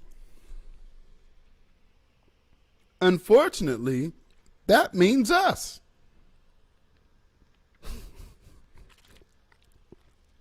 See how they sneak that in? No personal, no permanent friends. Really? No permanent friends? How did we get here? Letting all of these tethers speak for us. Ain't none of these people foundational black Americans. With me today. California Congresswoman Barbara Lee still has Shirley Chisholm's pearls. She worked on her 1972 presidential campaign and later as chief of staff for Ron Dellums, learning firsthand from two of the caucus's original members. That's how I got involved in politics. It was just quite a remarkable moment for me as a young Black woman raising two kids as a single mom to see how the Congressional Black Caucus and its founders really did step out there and fight for the African-American community. Historically, a Democratic power center, CBC members were the first to draft legislation to make Dr. Martin Luther King's birthday a national holiday. We will act. The caucus was also at the forefront pushing for sanctions against South Africa's apartheid government. It was the first time a Reagan veto of a major piece of legislation has been overridden, earning the caucus a reputation as the conscience. You see something? You see they're selling the idea of symbolism then? So yeah, man. So from then to now, so people were looking for things. There was uprisings, protests, early 80s, late 70s about cops, police brutality. We had them here, and then we have these people come out here talking about, oh yeah, man, we're gonna look out for our issues. They start talking black when they show up at your church. Then they get up there, go back to Washington, and start talking about minority peoples. Minority peoples. Really? Come on, man. Nah, for minority peoples. Come on. Of the Congress. That was a big moment in the CBC's history because it began to influence foreign policy and showed how we could be finally on the right side of history. More recently, the CBC led the effort to pass police reform through the House in honor of George Floyd. The Justice in Policing Act is a bill for human rights. It isn't. And it freaking failed. And there hasn't been any talk about it since. Minority peoples. That's right, Dan Ruck. The minority peoples. The peoples. You got to put it like a women.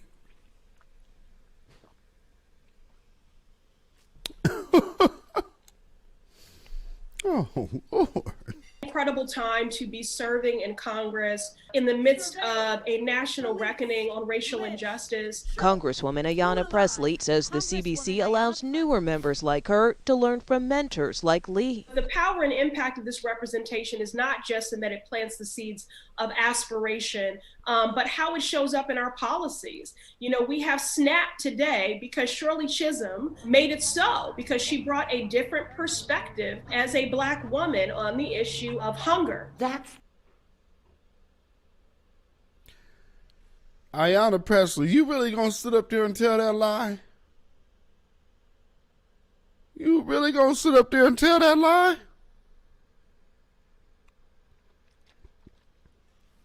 Wow. What a slap in the face to the Black Panthers. No, ma'am. They used Shirley Chisholm to smokescreen and take over Shirley Chisholm was one angle, Jesse Jackson was the other. The Rainbow Coalition and the Rainbow Unity and all of that. Look how that was changed. All of a sudden, the rainbow has no correlation to black folks at all now. How did that happen? You started the 80s. Rainbow Coalition. Got the Congressional Black Caucus. Rainbow Coalition got behind Shirley Chisholm's bid for president. Who remembers that? I do. So, this is an established political arm. Because, truth be told, Ayanna Pressley either was very craftily speaking or was told how to explain it because the fact that she talked, giving props to Shirley Chisholm as being an author of something that the Panthers created, when Shirley Chisholm is part of the manufactured political entity to replace the Panthers. Can y'all hear me now? I got a cough drop in my mouth. Ricola.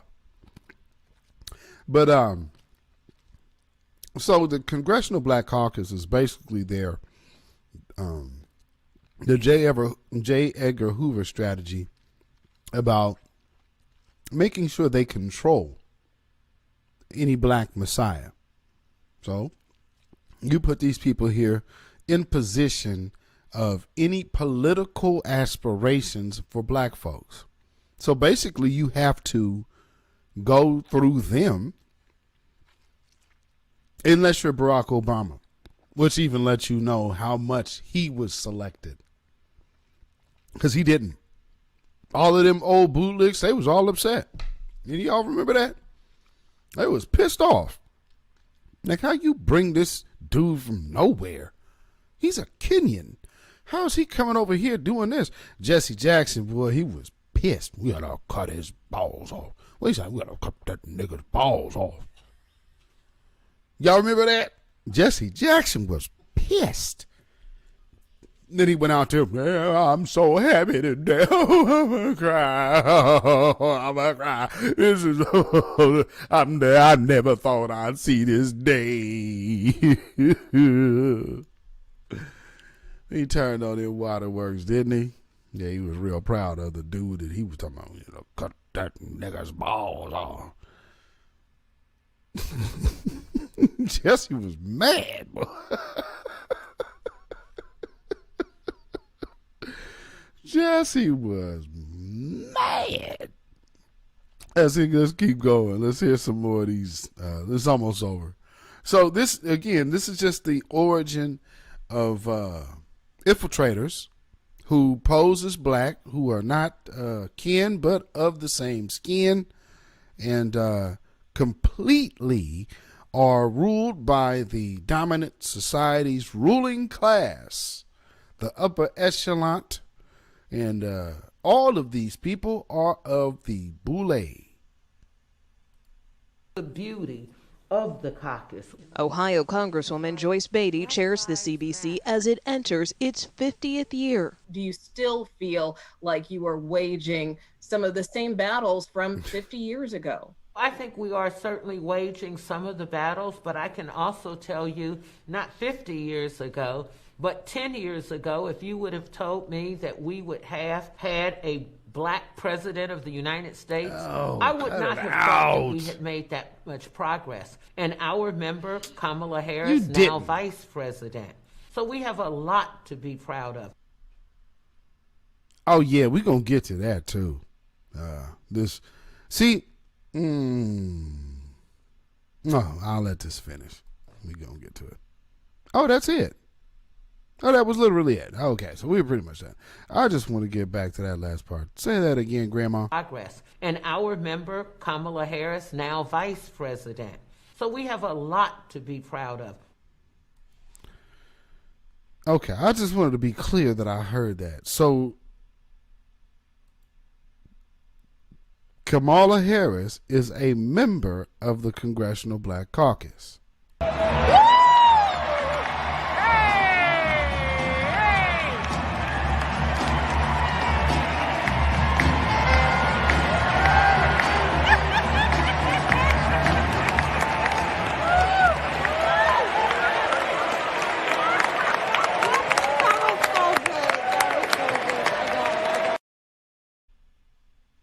Yeah. And this guy. If you wait on cash payments to come out of reparations, you're going to wait forever. It's not going to happen. So what you got to do, let me talk. Don't put that in my face. Why are you touching me? Okay, all right. I'm going to leave you alone. Cut the check. Tell Nancy Pelosi to cut the check. Yeah. You do that for me? She's the treasurer.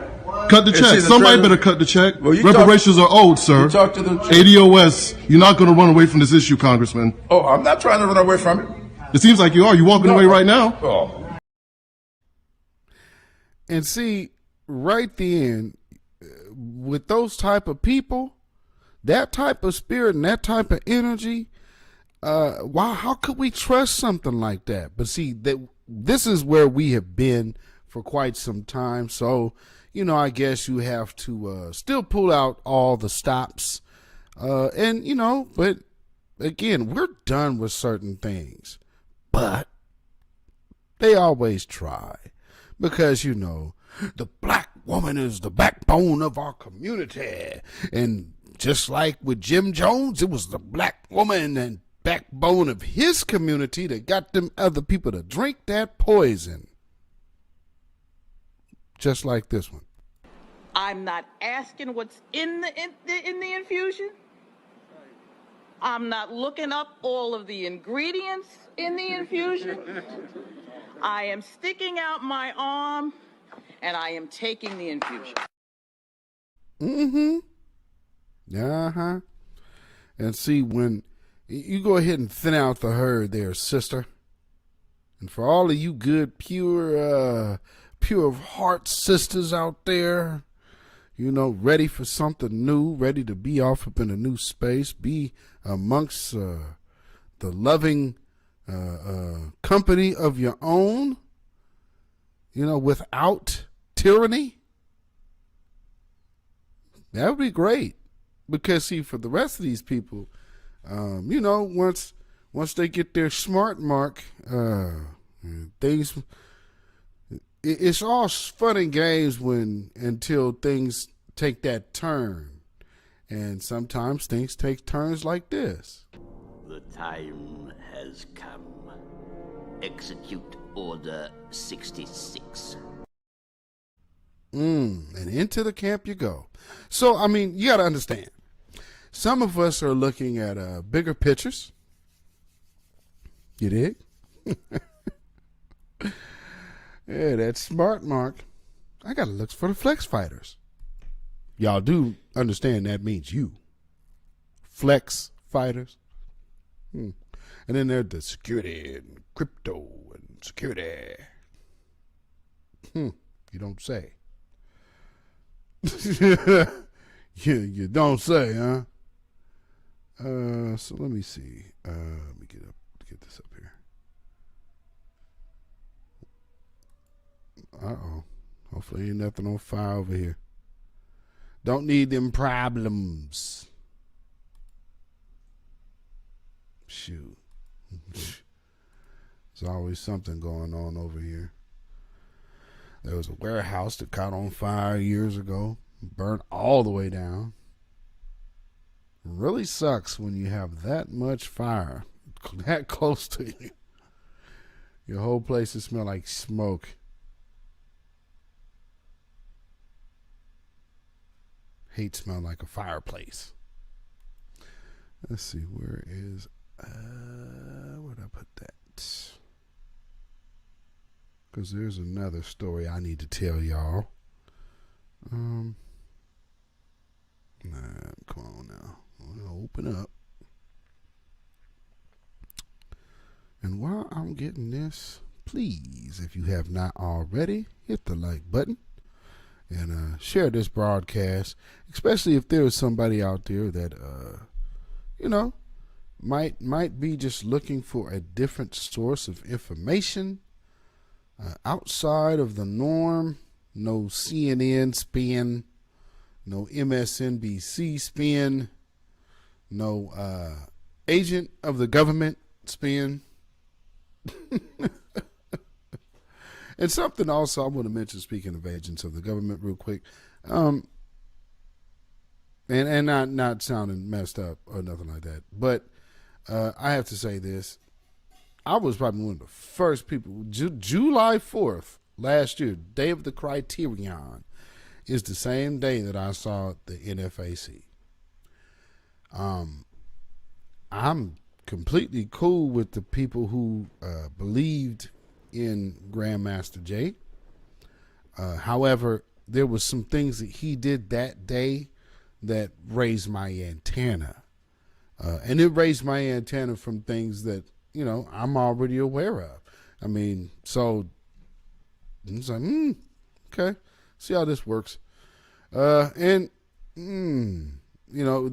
had to credentialize him, but like I'm saying, like Tariq Nasheed said, his street senses went up.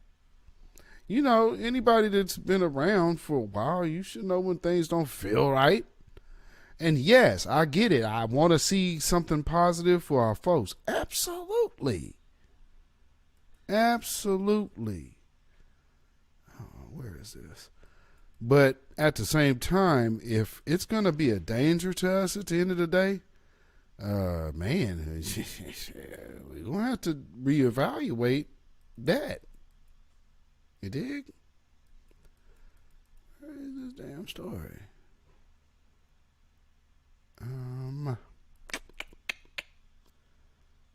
Oh. You know what? Real quick, let me show you this. Looks like they on, there's some people who are having a little issue with, where's that story? Oh. I'm like, what is going on? Okay. Hopefully this is it. But there's people who are a little upset with your sister girl, Miss Chucks and Pearls. Because, and I look at it like this. I don't really think these people are so seriously upset. It's really not like that. They're not. It's just that now people have to save face. What's really going on? Wow. Okay. So people have to save face. Like, oh, well, that's why I said now they're just lying with the whole thanks Brandon hashtag. What is going on here? Man, they are all in my family. They are messing with me today. Here we go again. Okay, well, I'll tell you what. Let's do this. Let's see. As soon as I sent the message, freeze. Okay, yeah, ScrewTube is fooling with us. They messing with us over here tonight. It's not new, so family, if you wonder why there's issues over here, because the truth is coming out. Like I said, we got powerful enemies. So when the truth comes out and when we are encouraging one another, the powers that be can't stand it because they want to dictate how we view ourselves, which is not their place.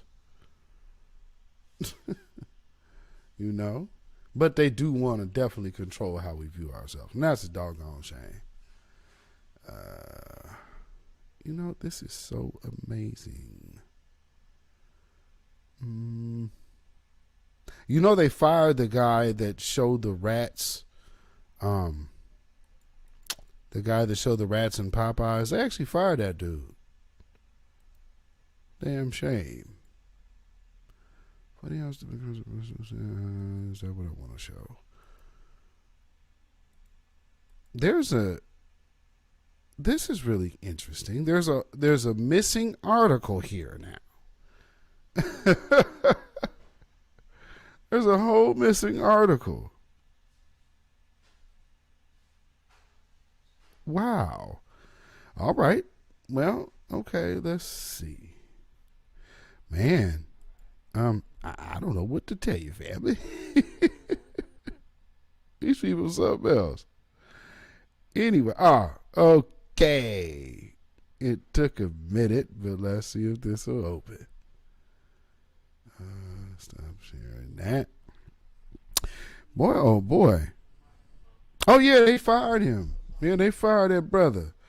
Well, because you know how them people well, you know, we really can't trust you, sir. I mean, you know. It really is just that that's a Negro that they know now they can't run. So he ain't going to tote the company line, because I think the whole point was he was supposed to go in there and ignore all of them rats he saw. I mean, but man, did you see that? Did y'all see that video with all them rats? Like, man, that ain't cool at all. That ain't cool one bit. Let's see. Hopefully this don't have no commercial. Oh, okay, it does. This woman is such a joke. Okay. Put this on the screen for y'all. Kamala Harris is just so phony. She's just so damn phony. Phony. Can I make this big? Let me see. Maybe I can't. Let me do this. And drink it up. Shake it up. There we go. All right. Lord. Okay. Let me back that up.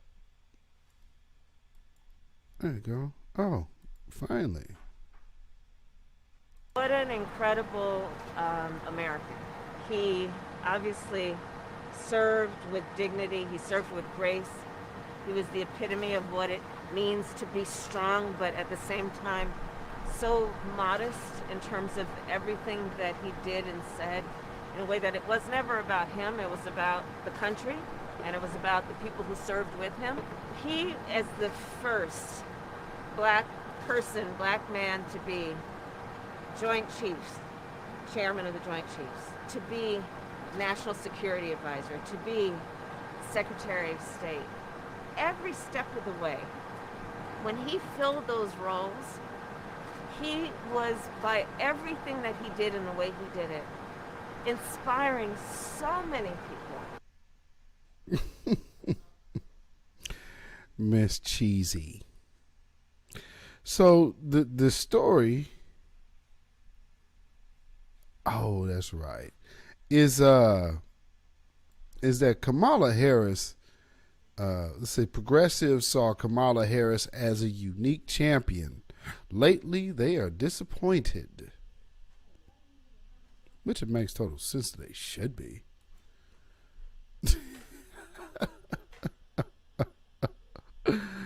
Oh Lord! So she was talking about she was talking about Colin Powell. But what's odd is that video is with the article of the people not really feeling her. Imagine that. Let me see. You get this up for y'all. And in the meantime, you know what? Let me do this.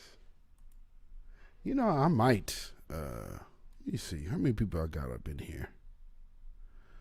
Who I have? Do I have anybody that has not called into this broadcast before in the chat? Who is here today? Anybody in here that has not called into this broadcast before that would be interested in calling into this broadcast this evening? Let me know.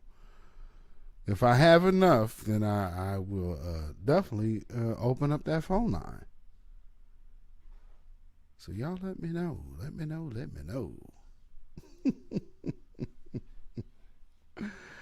Oh, man. Y'all see that thing that Tariq posted on his Instagram? Or no, on his Twitter with the dude swinging the whip? And then the black dude just... Man, the stuff that our folks do to just play themselves is sickening. Let me go into here. And Lady B shot me a little bit of info because I like to be thorough. So, Lady B, thank you for the information. And, oh, Lord. Matter of fact, let me just download this. I got this. Y'all need to see this. Okay, cool. So, remember, I was playing Bernice King the other day. I played a clip of her. And you know, nothing against her. But, okay, you want to call in, Conscious? Right on. This will be your first time, brother. So, yeah, we going to get to that. We can get to that a little later on. So, again, nothing against Bernice King. Of course, I follow what she does, and I understand she's in a certain position herself. So, with that, she's talked positive about getting reparations, kind of, you know, got at Joe Biden. But just like I said, you know, the sister hit me to some of the company she's keeping. And that part. A lot of times when we talk about love, most people dismiss it as something weak and anemic. But those of us who understand true love know that it is powerful, that it is strong, and that it is transformative, and that it has the ability to withstand anything and to face everything. And so as you go forward, I encourage you that you keep truth on the left side and love on the right side. Amen. So that we might break the course of this nation. Well, first you might want to shake that demon you got right there off to your right. You see that woman over there in that pink? This high-ranking Eastern star back here?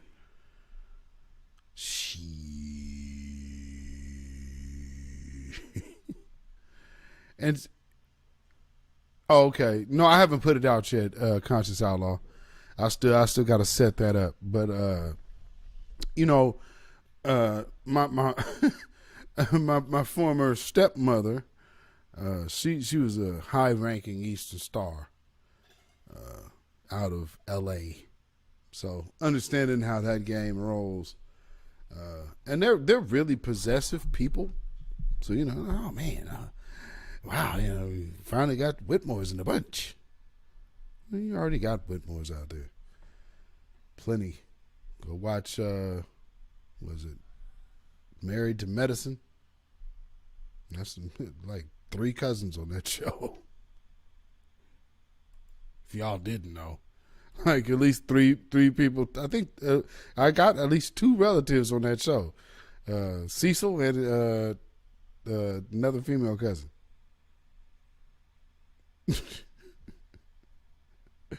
I'm sorry, I just was not cut out for boule bullshit. That ain't me. That is not me. You know? I mean, you know, not knocking anybody that has been able to make their moves off up in there and not have to be too committal. But I mean, it's a tricky area. Like I said, I've never gotten messages from strangers. Nope. I always come from someone you know. Hey, you know, you're talking about certain stuff, you know, that maybe some people wouldn't like to be talked about. So, that ain't the fear I hold, homie. That's just not me. Let's see. Let's look at this. That's fear. I mean, who could live like that? It sucks. It sucks. Yeah, get over there on 6zeros.net I'm going to hopefully get over there, start posting some stuff to where I can speak freely, you know, as I do. Let's see. I wanted to play this video for you next because there's a few things I wanted to play. Oh, let me give you an update. Y'all remember Bunny Ruckus and then her dirtbag murdering child killing boyfriend, the white dude? Do I have that video? Please tell me I do. They gave this chick, actually somebody paid this girl's bail. They paid her bail today. She's out. Gloria Williams. I have that. Which is so crazy. I don't think the white boy out though. He got the $1 million bill, but they went and got her. I said, well, wow. They went and got who had the money to go reach her out? That's what I want to know. Who got Bunny Ruckus out of prison or out of jail? I have to probably go. Where's that? Yeah, man, they tripping. They tripping. She sure enough got out on bail today, man. Let's see. Oh, and by the way, yeah, the Joe Biden thing. I just seen Queen Amadaya went live. Joe Biden. That hopefully y'all didn't fall for the he's bisexual. No, he's not. It was a context thing, and so if you only seen the little part, then you really wouldn't know. But no, that dude ain't. He's not bisexual or not like that. What he was talking about, he was saying it in the context of the baby and his situation, where I guess the baby done. It's kind of looking like he might have thrown some LGBTQ chips in the mix to go get that good word said on him, so he can get his gigs back. So he done teamed up with somebody over there. I ain't mad at him. Go make it happen, partner.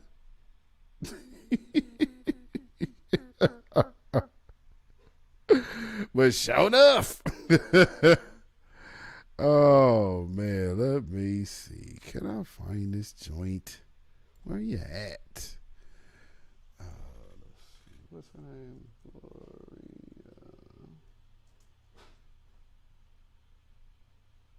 Gloria Williams. There you go. He's in Texas. Yeah, she got bailed, man. Yeah, she got bailed out. Let me see. Okay.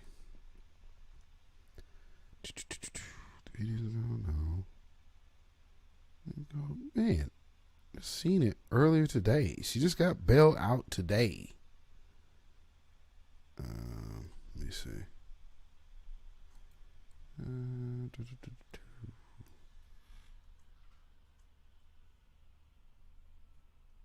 Out. Let me try that. Gloria Williams sentencing 3 years ago.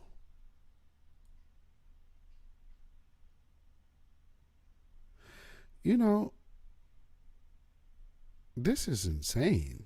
I'm trying to find the video that I was literally watching earlier. This is crazy. Let me see. Maybe it's here. Good grief. So let me see. Oh, they brought that girl, the girl that the Heather Mack, and they got her ass. They done hemmed old Heather Mack up. So it looks like she finna go right back to prison over here in America. because they put her in prison over there for killing her mom out there. Okay. Her and her boyfriend. Okay.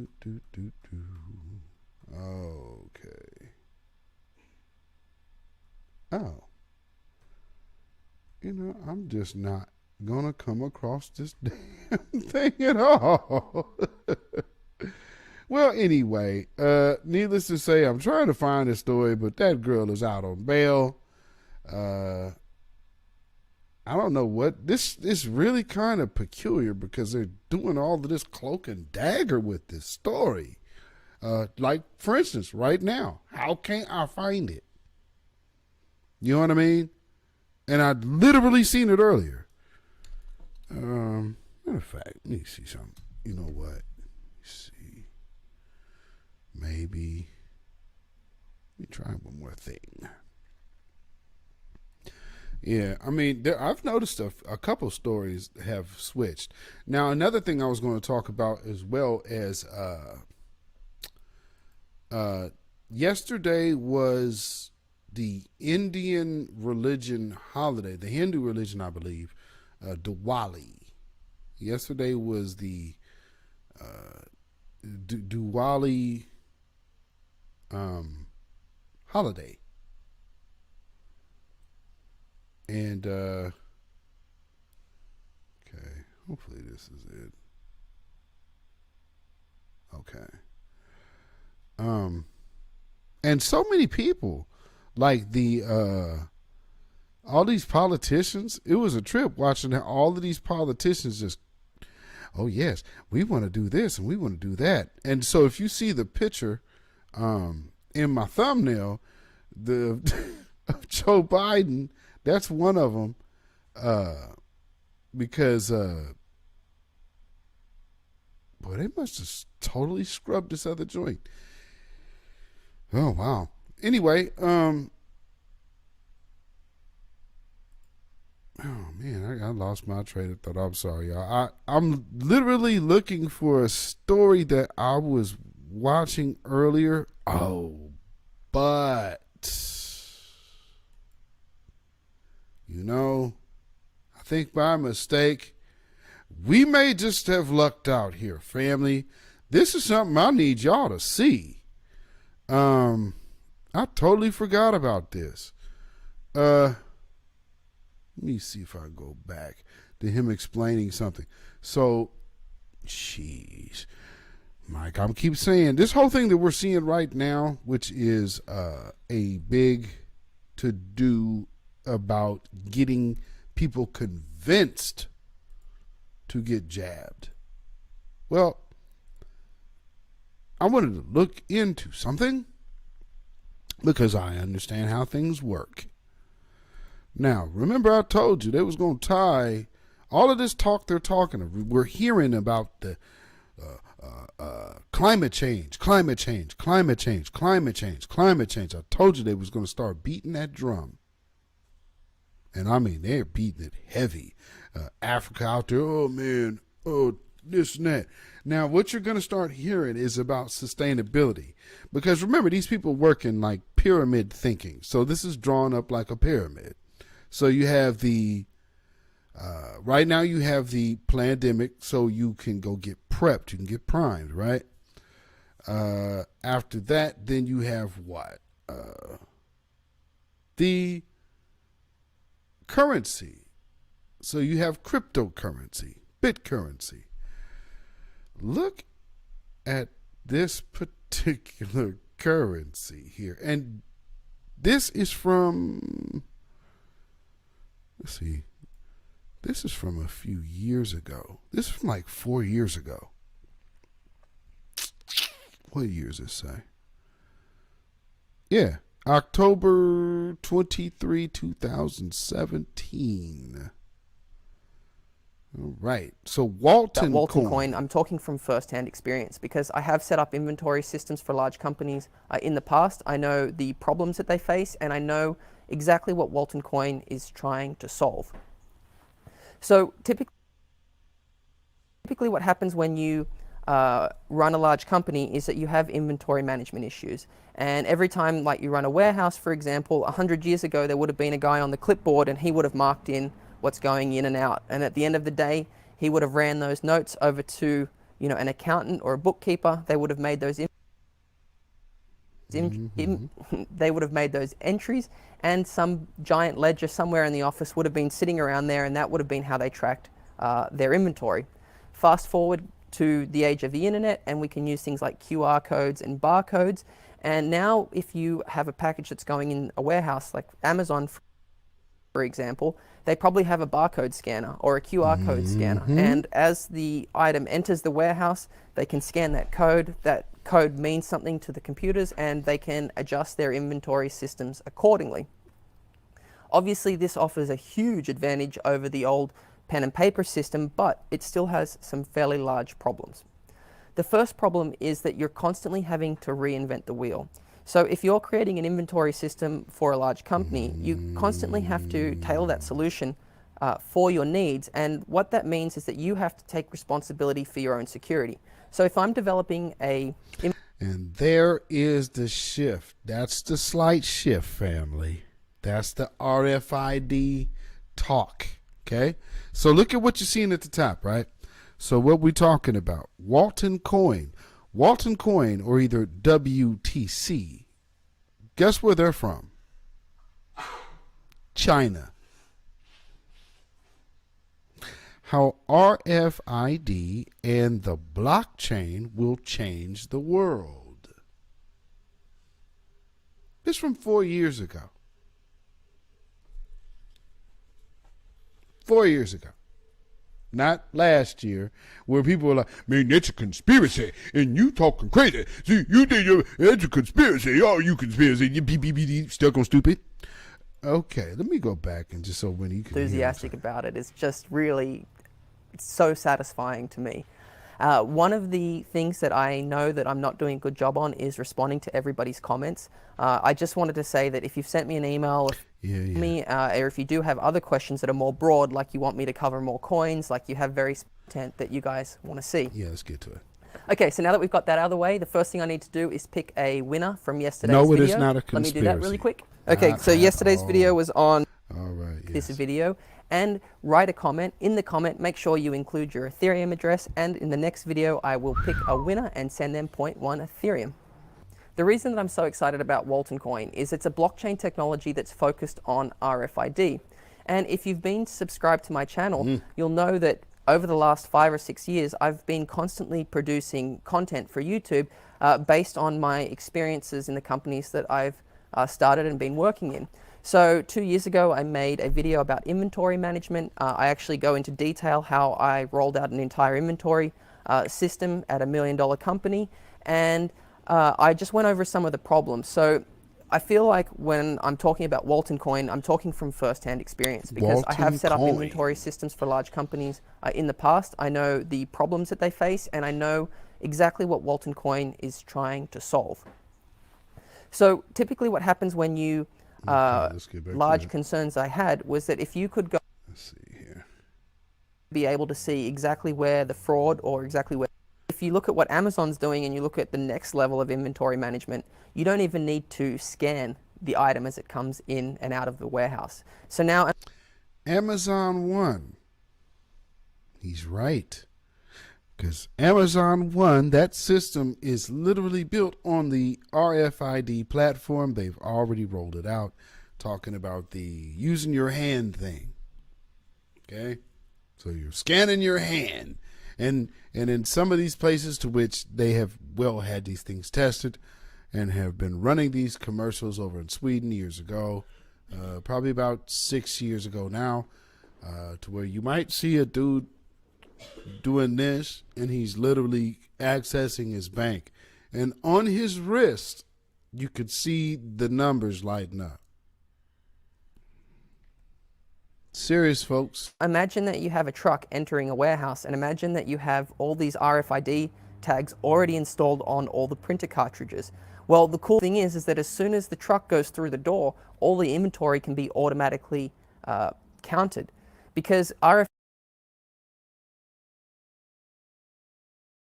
RFID works from a distance, and the cool thing with RFID is all of the power is provided from the device itself, not on the actual RFID hardware. So where you probably see RFID in the past is if you go check in at a hotel. 50 years ago, you go check in a hotel, you had a key. 20 years ago, when you checked in a hotel, they gave you a little card. It had a magnetic strip on the back. Now, if you go and check in at a hotel, they give you this card. It doesn't have any magnetic strip, and you just hold it close to the door, 5-10 centimeters away from the door, and beep, beep, the door opens for you.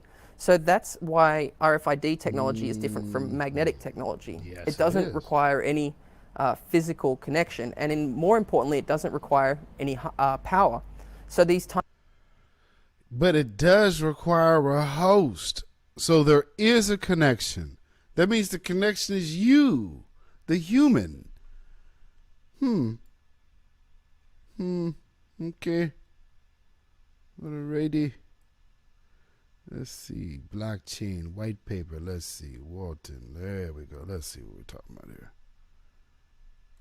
Talking about what radio frequency ID is, and not enough of the white paper focuses on exactly what is going to make Walton Coin so special and exactly why it's going to be so revolutionary to combine this RFID with the blockchain.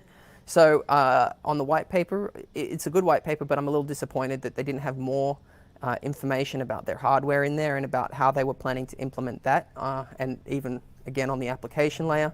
So, there is a lot of things that I just don't know about Walton I wonder what Coin, they were but keeping because secret. I have experience with the inventory management, because I understand the RFID technologies, this project is really exciting to me. If Walton Coin isn't successful, I know that another RFID blockchain technology will be. So this space is interesting. This is a very legitimate need of blockchain technology. It adds public ledgers, it adds accountability, and I really think that when we start to see the development of these applications, we don't really even know where this is going to go. I mean, the idea that you can...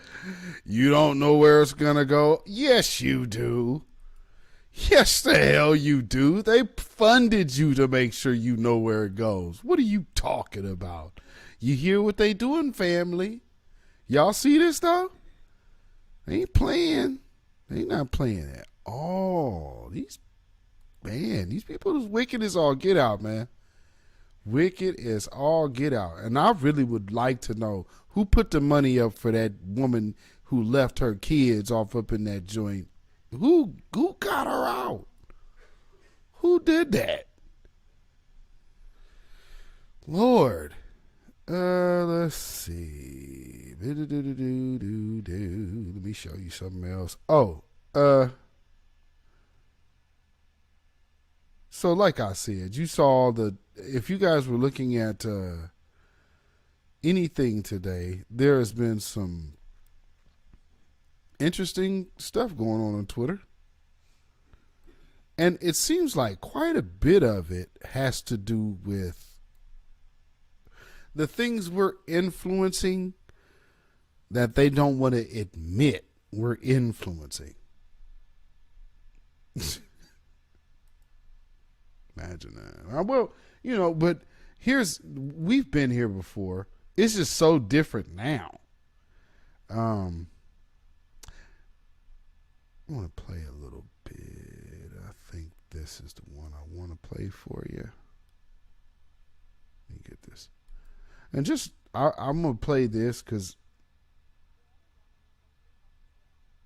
I want to play all this little piece on propaganda. Yeah, you right. They always are lying. You better know it. They can't do nothing but lie. Well, see, when you a child of the father of lies, makes it kind of hard. Oh, man. Okay, now I'll get that out of here. So let me show you this video. You're on a walk and something catches your eye. With the Allied forces at war against Nazi Germany, the posters began to appear. Some encourage young men to enlist. Others... Now, I want to just I'm playing this to make a comparison on how we are being treated as, how they're the woke, because woke is a code word. So pay attention. Advertise victory bonds. But this poster is a warning. It says that German spies are prowling for information about the Canadian war effort that they can turn into devastating sabotage. It's a warning that there are enemies in your midst. But you also feel a kind of pride, a resolve. You realize that you can play a vital role in defeating the enemy. Your sealed lips are a gate between life and death, victory and defeat. This poster is propaganda. It's designed to elicit the response you just had. The Wartime Information Board is the government agency responsible for these posters. The board's mission is to portray the war effort as a chance to build a better future for the country, and most importantly, for individual citizens. Propaganda posters are an effective tool to this end. The board is sending you a powerful message that works into your mind even after a passing glance. This poster has fewer than 15 words, but the design is part of its message. The choice of colors, the placement of figures, even the typeface. These visual elements communicate a web of ideas and stories to support a seemingly simple message. Don't share information about the war. The poster plays on patriotism and fear, easy emotions to manipulate. The Allied men look warm, friendly, honorable. You relate more to them than the blue-toned, sneering image of Hitler that looms over them. You feel patriotic, proud, and inspired to support the fight. The poster has done its work. Propaganda has many uses, and not all are for good causes. By digging deeper into the poster's components and what its creators hope to achieve, you can be more aware of how propaganda works before it works on you. Whether it's a propaganda poster in wartime or a story trending on social media, question what you see, hear, and read. Think critically about the messages fighting for your attention.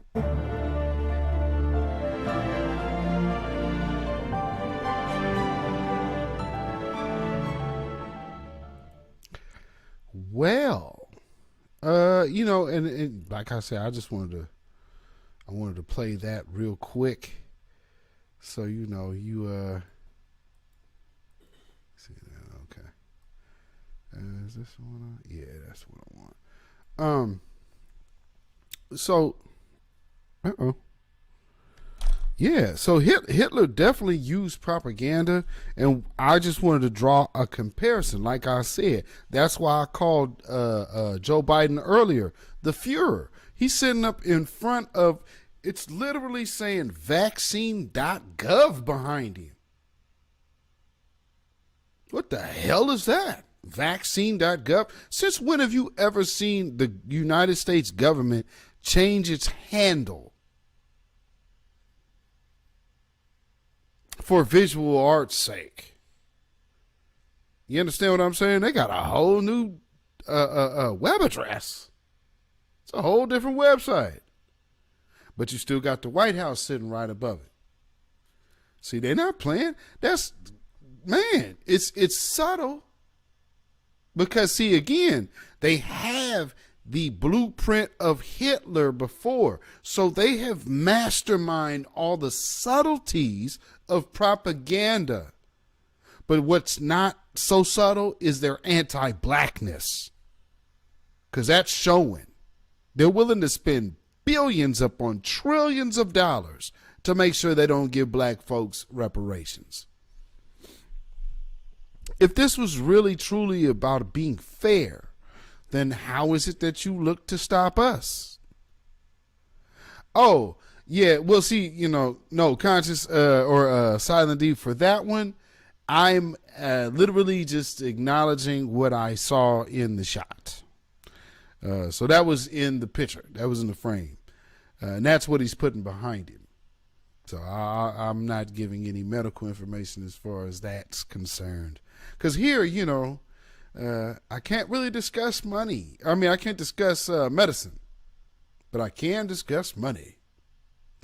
I'm a bonded banker. So Can't fact check me there, huh? Y'all already know I've been part of DARPA. Keep fact checking. Goes pretty deep. See, Edward Snowden is white, so people listen to him. You know what I'm saying? I'm telling you, boy, you talk about curses. Black folks, don't let nobody tell you that you're cursed.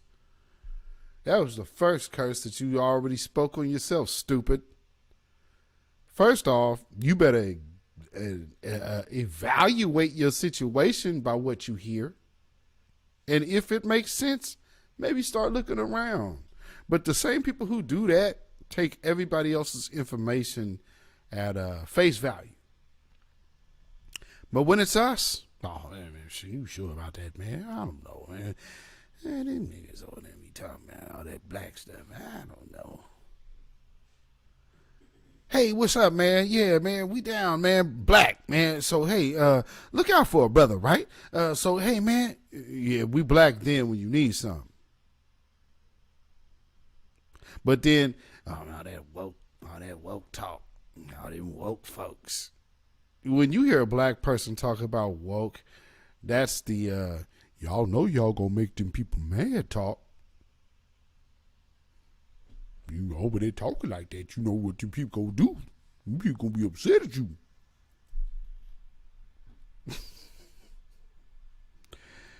They don't care about you regardless. And I would sincerely hope these people in the media would stop calling Ahmaud Arbery a jogger. He was not.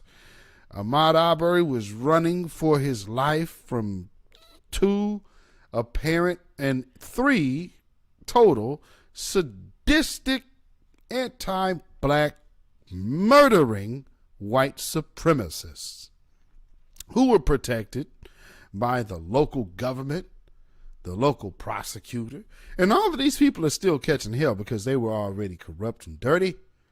But yet and still, we got a jury down here in Brunswick, Georgia. This is a setup, family. This is a setup. You think that this is going to go different than the Rodney King thing? I think this would be by design. To let these white boys off, that by no means shouldn't be nowhere near seeing the street ever again. This is really, really funny style. It's really funny style. And there's not enough pushback. There's not enough pushback. And people are just like, no, this dude needs to be, these judges on this case and the Kyle Rittenhouse case, these judges need to be removed. These people ain't cool. You can see the judge in Kyle Rittenhouse case, boy, you better take a look at that dude. That dude, oh, here we go. I knew I had it. Okay, so I could play this for you real quick. And then we're going to go on to these ridiculous trials. There we go. I knew I had it. I gave this old nutty chick bail. That's crazy. Bond raised for mother accused. How in the world do they feel comfortable with themselves doing that? Got a whole dead 8-year-old kid up here and just left your other kids for this dude. What's wrong with people?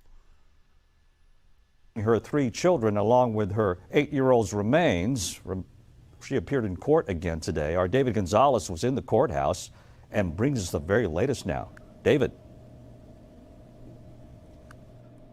Ron, Judge Kelly Johnson decided that Williams' bond for the felony charge of injury to a child by omission was insufficient. That felony charge carried a bond amount of $350,000, but the judge decided to raise it to $1 million. Now Williams' bonds total $1,550,000 for all three charges. Williams was in court today, and the prosecution presented new evidence. They said Williams received around $2,000 a month from the government for her kids, including 8-year-old Kendrick Lee, the child whose remains were found in the apartment after he died. Prosecutors say Williams was able to pay for 2 separate apartments. They say when interviewed by a homicide investigator, she admitted to knowing Kendrick was dead and to hiding the body in the first apartment. They say a search warrant of the second apartment showed it was fully furnished. The defense says Williams' bond amount wasn't reasonable and asked for it to be lowered. They said also that Williams wasn't sophisticated enough to understand the severity of the charges she's facing. Williams right now is also facing 2 separate charges, one for injury to a child and also tampering with the corpse. Of course, we'll be following the story and bring you the latest later today. Ron, back to you. All right, thank you so much, David. Woo. Yeah. Not sure how she got bail. Oh, no, they didn't. They raised her bail, which is good. Because see how I was reading earlier is that she got bail. So her bail was raised. So now she's sitting, which is not really a shock. Because, you know, the dude, he got $1 million bail. So I guess they felt it was only right that they raised her bail. Because her charges were only at $300,000. But the white boy got $1 million. So they had to raise hers to $1 million.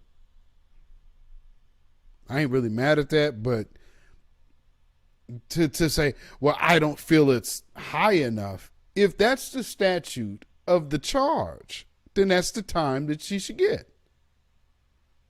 Or the amount of bail that should be set. You don't say, well, I don't feel. We're dealing with judges and feelings. Dead child had the same name as, as your baby? Oh, wow. Crazy. Oh, man, oh, man, oh, man. So, jeez. You know, let's see.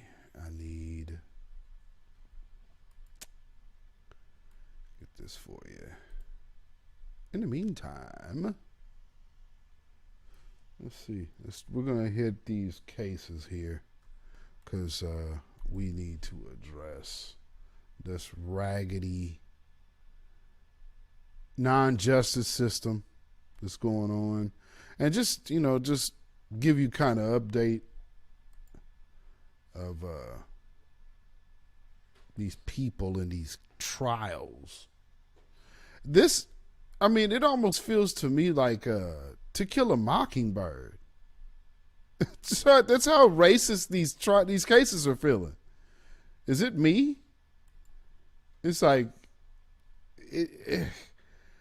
we go in to a situation where the whole world has saw this city and this community withhold the facts of a dead man. And now they're being put on trial and have the luxury of having almost an all-white jury.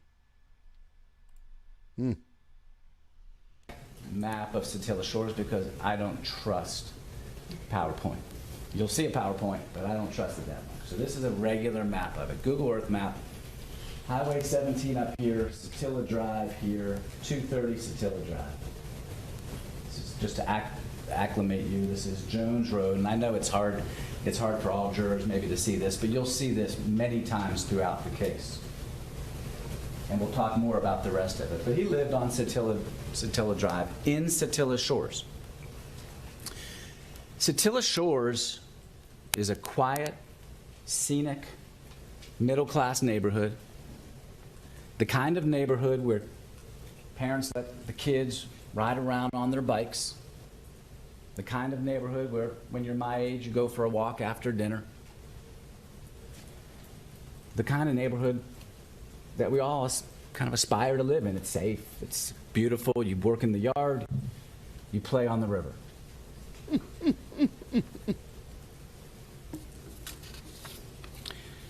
This is the family and community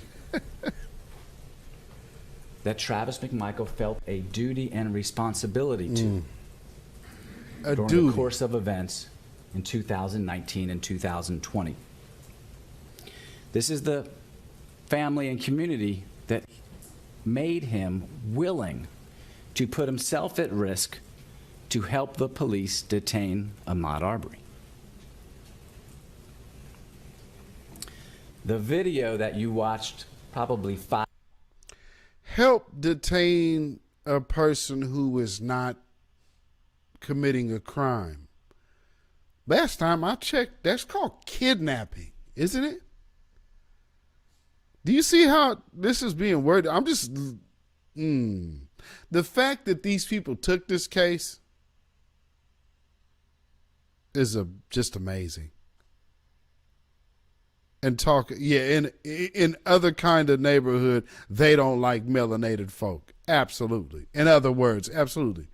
I mean, because he took it to put his life on the line with a shotgun and an unarmed man in shorts and boots and a T-shirt. 3 armed individuals putting their life on the line against this vicious jogger. Well, either he's a jogger or he's a criminal.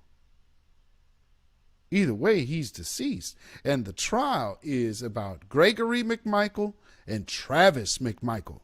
Those 2 bastards and their friend, the other demon that decided to follow him and trap this brother in while they were hunting our brother to murder him. 5 times in the state's opening statement. Doesn't even begin to tell the story in this case. Oh, God. It's like looking through that knothole in the fence and thinking you see the whole baseball field when you really only see the outfield.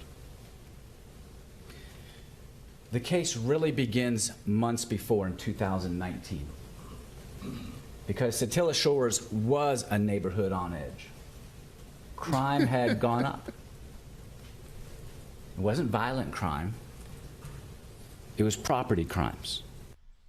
And so they're actually still able to hold on to this lie? Because they threw that out there early. There wasn't no rash of crimes. And what rash of crimes got to do with them chasing him down the street? This is, being black is on trial here. And this trial is literally about Gregory McMichael and Travis McMichael.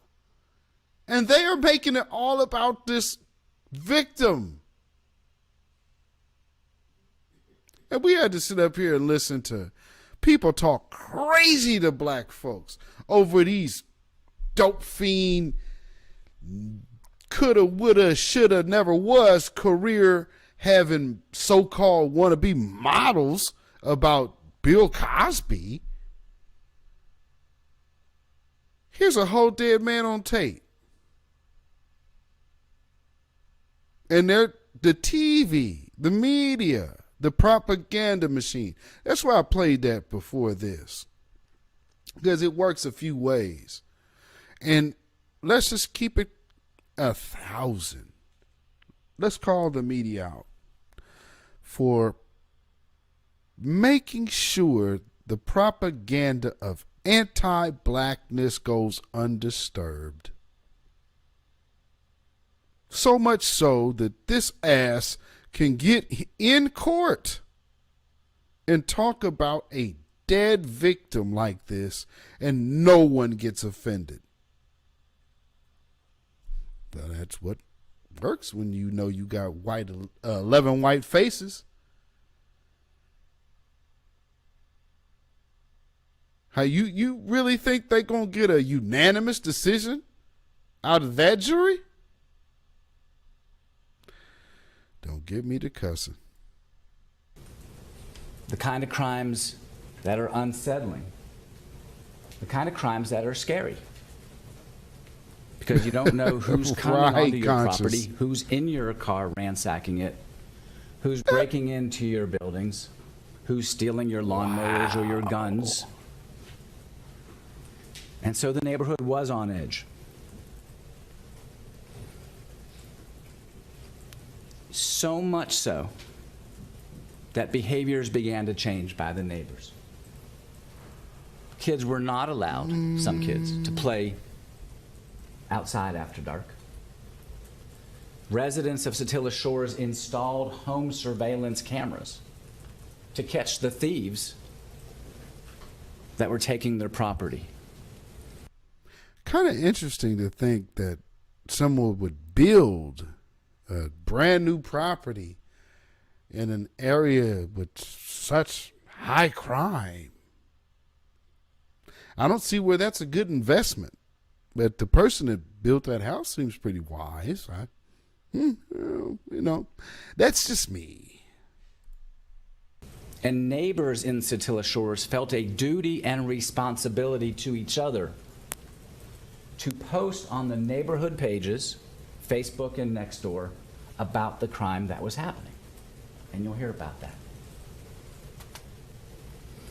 The types of posts that you saw on these pages includes, this is ridiculous.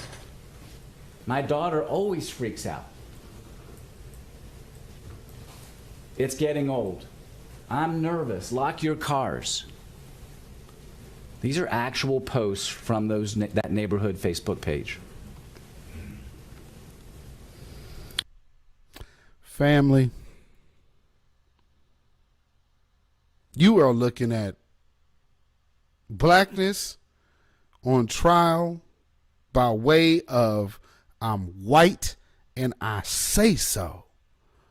What the hell does Satilla Shores neighborhood Facebook page have to do with Ahmaud Arbery being murdered by Gregory McMichaels and Travis McMichaels? What difference does that make? How is this relevant to the case?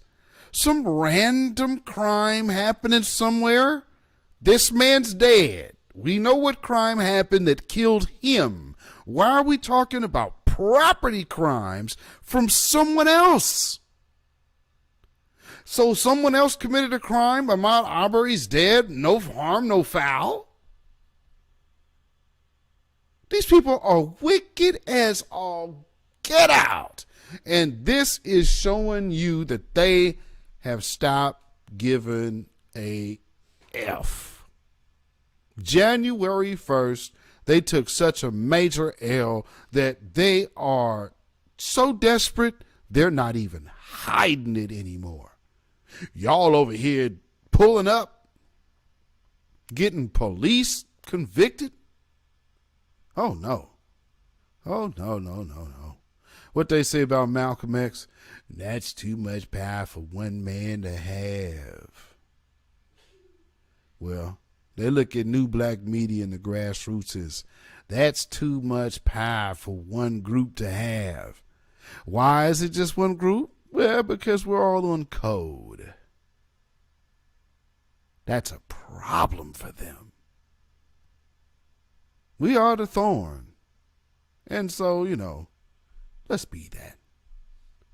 And let's defend our place with great fervency and vigor. And every now and then, maybe a little petty. But, hey, sometimes people want that smoke. We have it. We have it for you all the day long. You want it? So, family, I think I am going to open up these lines. I'm going to take a quick break, and then we're going to get into some calls. Y'all want to call in? Because I know Conscious got something to say. So, y'all, I'm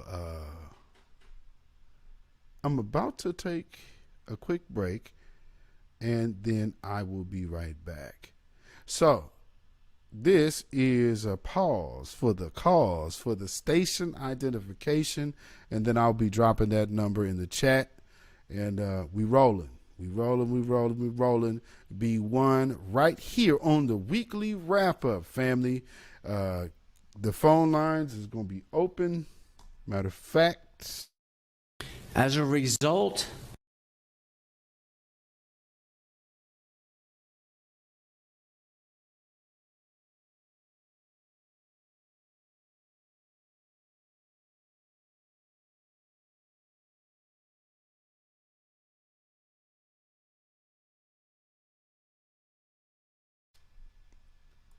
let me remove that. Get out of my studio. There we go. Okay, so here we go. Let me put that in there. All right, can you number in the chat? Did it post? Don't tell me it didn't. Oh, okay. I was finna say. All right, y'all see that number? So I'm about to open it up real quick here, and I will be right back, and we will get this show on the road. Again, thank you for being here, and y'all go ahead and get ready to call in. I will take a quick break, and we will be right back, family.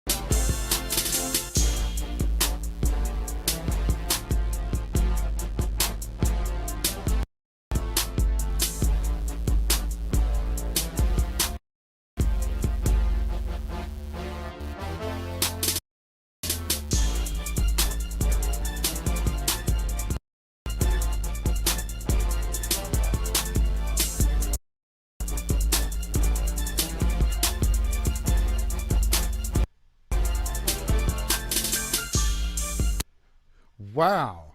I see how they fooling with it. That's insanity, man. Oh, well. I'm back. Oh, they really, really, really doing that, huh? Oh, well. It is what it is, ain't it? Okay. Let me do this here. Boy, oh boy. The powers that be. Or the powers that shouldn't be, like Queen Amadiah Shakur says. them powers that absolutely should not be. Okay, let's get that popping. Okay. All right. Move that. Let's see what we got here. All right. So we are opening up the line here. Looks like I missed a call. Please call back. Area code 314. You can please call on back.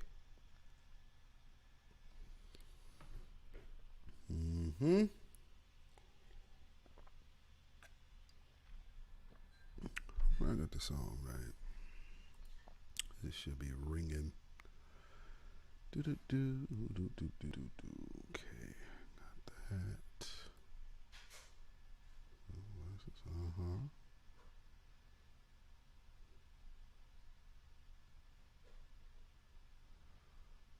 Okay, all right.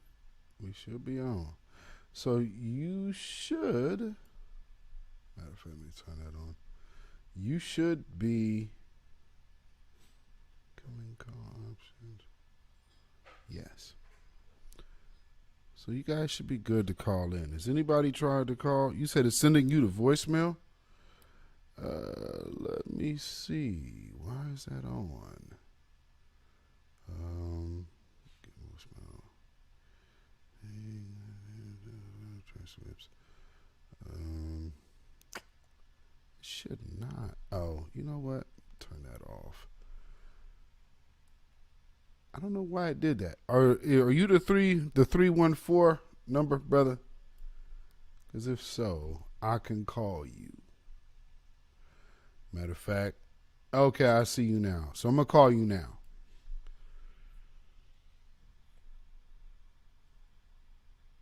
I'm calling you now. It's ringing. Ring. Yeah. Yeah, I can hear you. All right on. Okay, family, can you all hear him in the can y'all hear him in the chat? Turn your background down, brother. Yeah, I just cut it off. Right on. All right, so we got Conscious Outlaw in the house. Yes, indeed. Hey, how y'all doing? B1 family. Yes, sir. My brother from the West Coast. Yes, sir. What you got? So yeah, I just want to say a little something quick, and what you talking about, a lot of people don't want to hear, and I guarantee you more people are getting this broadcast than they give you credit for, brother. Thank you, man. I appreciate it. That I sure don't see my numbers. I mean, I see hours that are watched, which are not, that clearly are not adding up to the time or the subscribers. So I know they fooling with me over here. Yeah, they are. They are, because what the problem is they don't understand that they accidentally gave us a lot of power. And it's a lot of people, from my post, your post, everybody in the royal court post, that a lot of people think the same way we think. Facts. And with that being said, I'm not gonna take up your time, you on your broadcast and everything, but I just want to say, I just want to say that all of y'all that are watching, if you're watching the replay or whatever, make sure you share this broadcast. Make sure you follow my brother and do what you can to let this message be known that we're not going for the dumb stuff no more. I'm keeping it PG. I'm not cursing. It's all good. We're not going for the dumb. We're not going for the dumb stuff no more. You can't try us with critical thinking skills.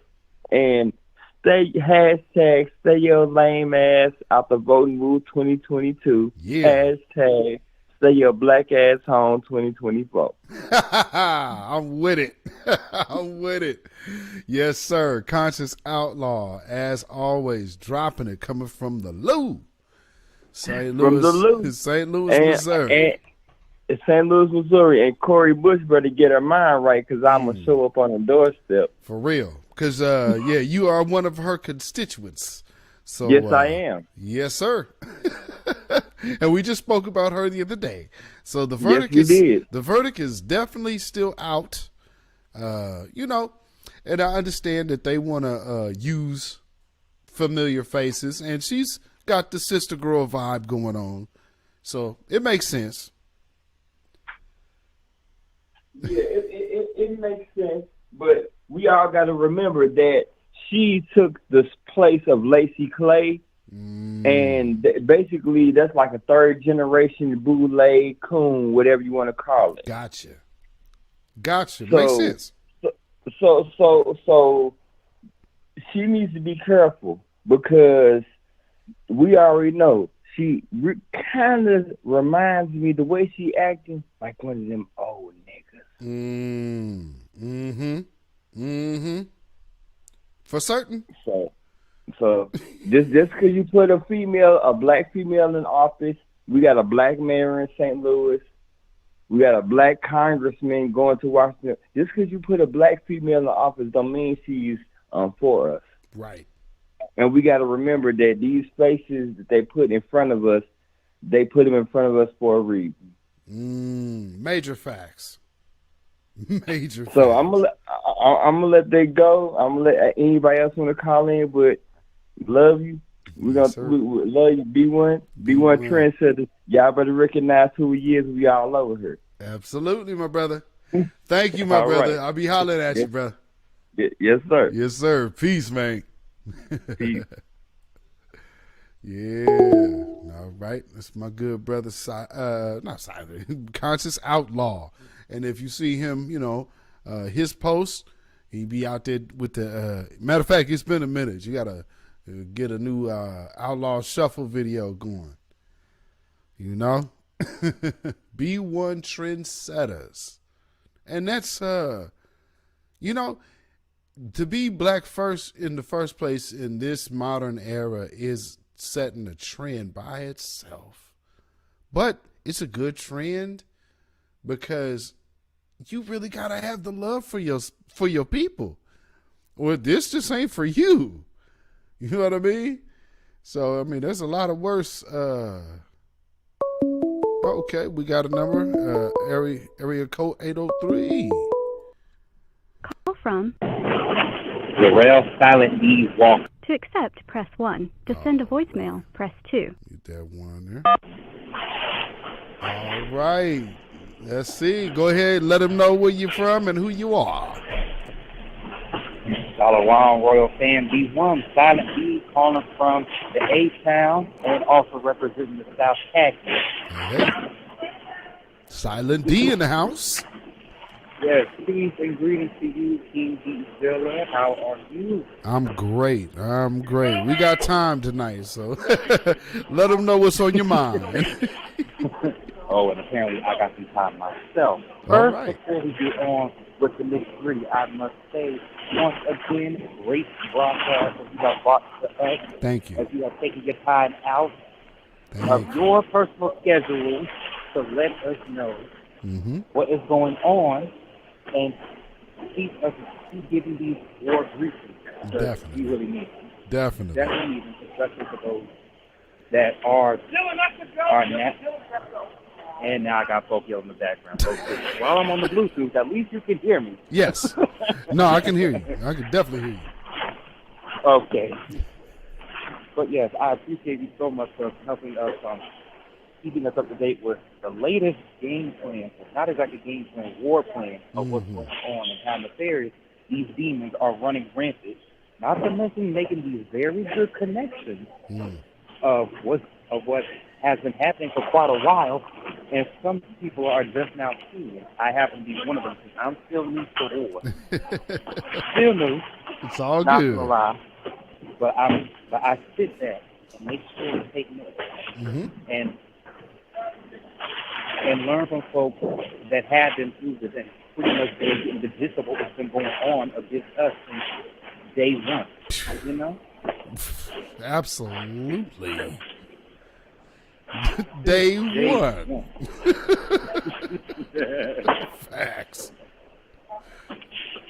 And unfortunately, for those that will not wake up from it, all I can say is, even though I know some folk personally, it's going to have to be done. Sayonara. That's all I can say. Real talk. Real talk. Trust and believe I always love them, but when it starts to happen, it's going to have to happen. No doubt. No, I totally understand, and believe you me, I agree. You can just do what you can. So, you can give the information as much as you can, as much as they'll receive. And other than that, you've done your part. Yeah, that's all I can do. I can just leave a message. They can continuously shoot me down no matter how many times I say it. So I'll just be done with it. Hey, you've done your part. Yep. You giving the information and caring. What they say, sharing is caring, and information is one of the best things gifts you can give. Right. Exactly. Unfortunately, some of the information they want to listen to has been greatly misconstrued to the point where it's very harmful and dangerous. Very, very unfortunate, but true. Yeah, man. So, anything else, brother? Yes. As we go into the last part of 2021, right? Because we're now in November. All we've been seeing and hearing are constant L's of the supercalifragilisticexpialidocious Biden section. Every single day, Jim Crow Joe has been showing his dementia-eating brain ass all over the place. Absolutely. By constantly proving us right. We've been trying to warn folks, hold your vote. Unless something is due for us. No tangible, no vote. It's as simple as that. But no, you got to get Trump out of office. Okay, so you traded one racist for another, and he's the worst one. Because he's literally a wolf in clothing. Facts. Waited for us till y'all dumbasses got him into office, and now look. Hopefully he doesn't take the back out of all of our knives, because we're all going to bleed the hell out to death.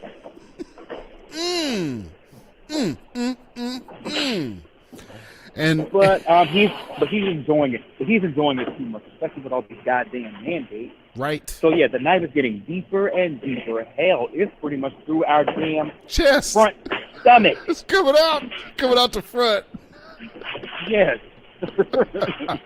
That's basically what it is. Oh my Lord.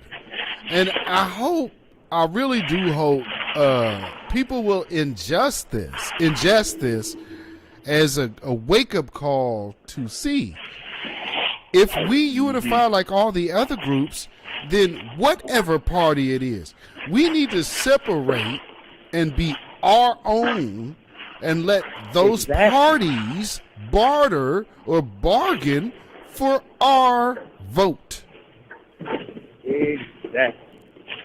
That way, we got our community covered. Right. That's the major point right there. We have to be our own because we have no major party. Matter of fact, none of these parties have ever been for us from the get-go. Right. That's what they see in this. Yes. And especially voted for the same. Oh, go ahead. No. Go ahead. Oh, I was going to say, especially voted for the same party for damn near 6 decades. Absolutely. and that's why, and that's by design. Like looking at who we see on the screen. Look at the Bilderbergs on the screen. That Bilderberg Commission. These are people who determine the future of whole communities and nations. This has got to stop. And guess what? Everybody has made their income, made their money. All of their power has been accumulated off our back. Right. And now that a lot of us are waking up, they're spending that money. They got off of that They got off our back to keep being on our back, as you just said. They don't want to see us. They don't want to see us come up at all. So they will spend to billions to trillions, hell, even beyond trillions, to make sure we never elevate in any single thing. Hell, they're spending that much money for us for not wanting us to mind our own black business. Ain't that the truth? Always. Every single day. Like Screw Tube, for instance. I Screw Tube. Yes, I'm calling you guys out right goddamn now. Every time you get on, I'm going to die against on anybody in the pro-black region, here they bitch ass come. Always got to be messing with the clarity of the stream like they were doing to you tonight. Right. Google moderators always be hiding comments in the chat, and I have to go and unhide them or any one of our B1 moderators in your broadcast. Every single time. Whenever we debunk these, here come the fake ass checkers.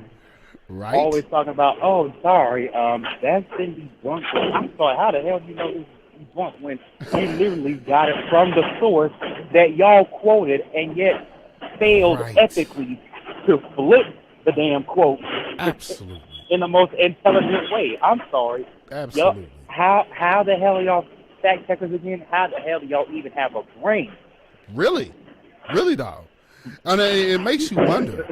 It definitely makes you wonder. But man, before I let you go, anything you want to say before I let you go? Royal fans, we are still at war. This war is not going to be over anytime soon. Not to mention, things are going to be taking a more progressive turn. I think y'all know what we're talking about. Stock up on everything. Food, water, ammo. I have to take my own advice and budget for that. Right. But other than that, we have the power, Royal fans, and they see it. They are quaking in their boots, which is why they're doing everything in their power and all that money to make sure we don't have it. So why don't we keep our foot in their asses? Was the ass ratio Beatzilla, as you put it? Yes, indeed. Yes, indeed. Well, man. But other than that, but that's all I got. Okay. Hey, thank you so much for letting me speak. No, I appreciate you, my brother. My good moderator. This brother definitely is a force to be reckoned with out here in these new black media grassroots streets. And you got to understand, like I say, it takes all of us, because it's not just on this side of the camera, it's y'all. So every one of y'all, thank you, as well. So man, I will be hollering at you, my brother. You have a blessed night, and see if anybody else want to call in before we cut out of here. And you as well. So man, have a blessed one, brother. You too. B1 King. Black first. Peace. All right. Silent D. And anybody else, the number is in the it's pinned. So oh yeah, la cat. Y'all could call Tanya Zion. Y'all ain't called in before. Y'all go ahead and call on in. Don't be shy. Shawana Stevens. Judah Queen. Is Nashella Hargrave. Hey, how you doing? Yes, indeed. Y'all can call in. RG3 Fitness. Yeah, anybody, go ahead and give a call. Don't be shy. Don't be shy. You said you love his comments. Oh man, yeah, that's Silent D, man. Silent D definitely has a lot to offer. And a very sharp, astute individual. Just as well as Judah Queen and Conscious. These are people who I interact with on a daily basis. some good folks. Good old Judah Queen is our resident sleuth. She said, "Hey, good. I know she probably just now taking her shoes off. Got that working that late shift. It's like 11 something out there too. Good Lord, jeez. I know she ready to have a sandwich." All right, we got somebody calling in. Call from.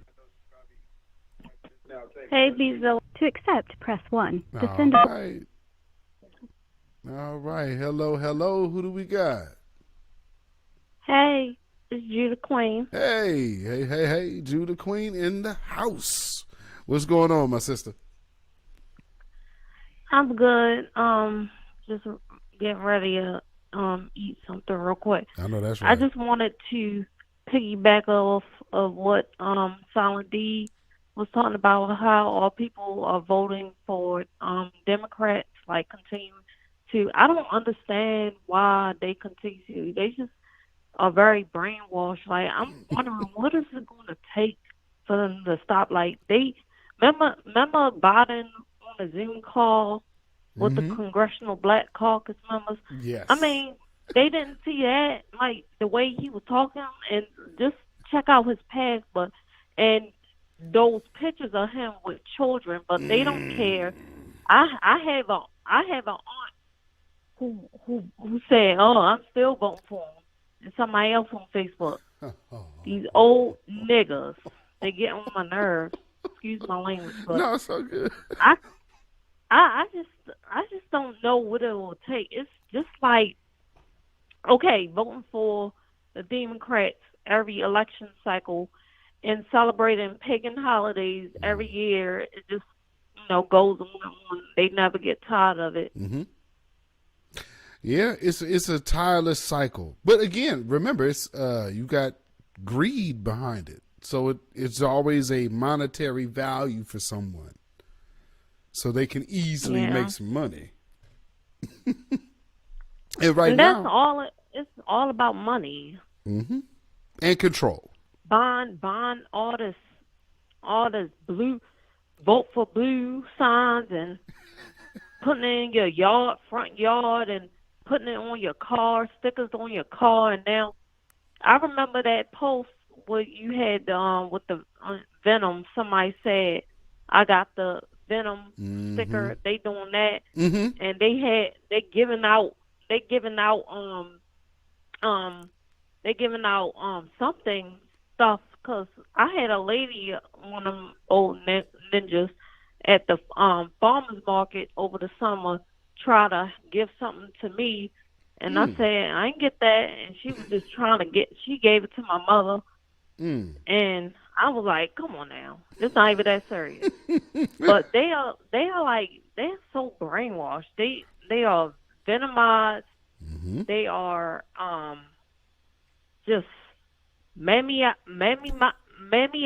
and coons. They just continue on. They won't wake up, and then a lot of them got the venom, so they find that I'm fine. I'm gonna continue on. I'm gonna get my booster shots next week. I got my boosters, because these nasty kids in the school, they don't got no. And then now they got that. Now they got that out for the kids, and they trying to venomize the children, the babies, like kindergarten. I don't like that. Kindergarten. Yes. That's crazy. That is crazy. I lost a lot of respect for the education, even though I want to be an educator. I still can be, but I'm not going into the system, public school system. Right. They are promoting this stuff like crazy. They having venom drives to get the kids. That they had 1 month over the summer at my alma mater, my high school that I graduated from. Wow. Yes, they are sick. Wow. They advertise these ads on like Facebook and stuff. I don't really get on Facebook a lot, but I saw it. I think I saw it on my backup because I follow my high school page. But yeah, they was doing that. It's crazy. Yeah, they did something like that here. Yeah, it's everywhere. It's global. It's within this country. They promoting this stuff, and what's going to happen in a year, 2 years, 3 years? We're going to be seeing lawsuits and. Well, it won't be lawsuits because they can't be sued. Oh, true. You're right. You know what the lawsuits are going to be is for all of these people that are suing families that couldn't afford to bury their family members. They're going to be suing the families. Watch. That's going to be the big new thing is the families of the dead being sued because they couldn't afford to bury or cremate their loved one and it got paid for by the state. Watch. Yeah. Keep an eye out for that one. But I have a question about the about how the Democrats want us to vote for them. They want us to vote, period, but especially for them. Now, do you think they will have no jab, no vote? Because no. I don't mind that. I wouldn't. No. They need to do that because I wouldn't care. No, because see, here's the thing. There's still the only way you would see that, I would say, is if there was no election. So saying they like suspended the election, moving into the direction of that the purge, those new founding fathers. Now that's one way it could go. Another,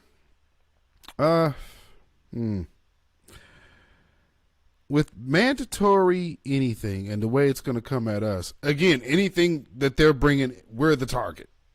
So, you know what I mean?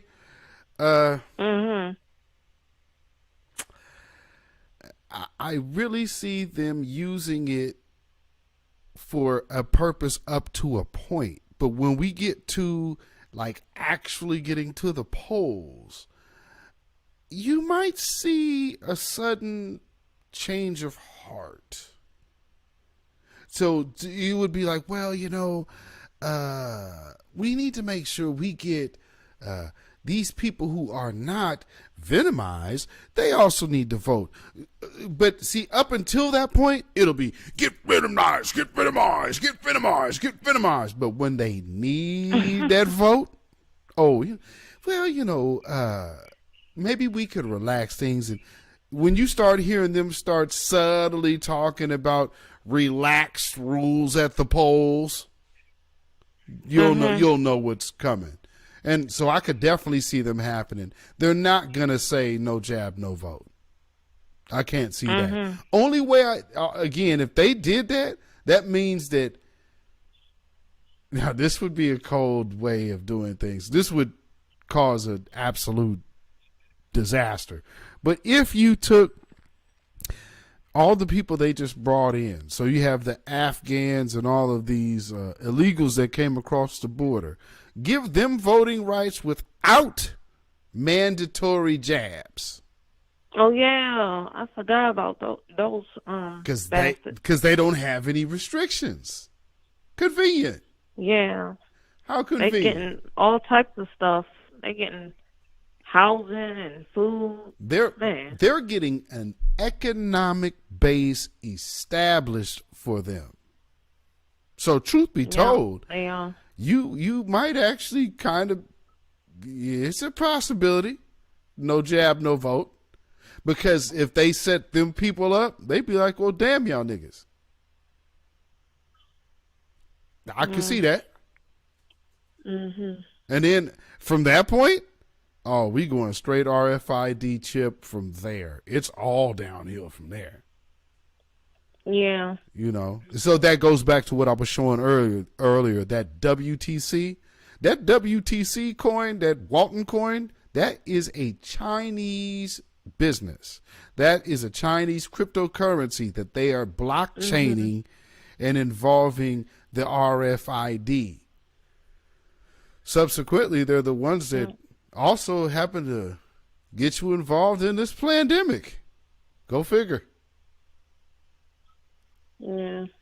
They can continue on. I ain't getting that venom. No. Well, no. They can offer me $1 million. I ain't getting that stuff. See, I can't tell you not to get it, but I support your decision. Yes, and I'm not saying people shouldn't get it, but do your research. Look at the facts. Check out Bill Gates. Wanna control, everything, like even the and sun. anyone yes, that's great. The sun gives us life. It grows our food and everything. We need the sun. Yes. It's great. I feel so sad when there's no sun out. I don't, especially that weekend when we transition from the summer to the fall. It was no sun for like a week. I was drained. I was so upset. Yeah. But the sun is out now, so I'm happy about that. But yeah, good. Yeah, Killer Gates, he need to go somewhere. All of them need to just drop, just croak. I know. Sloppy Joe Jim Crow is about to just look at him. He's always sleeping. He was caught sleeping on the job again. Yeah, he was.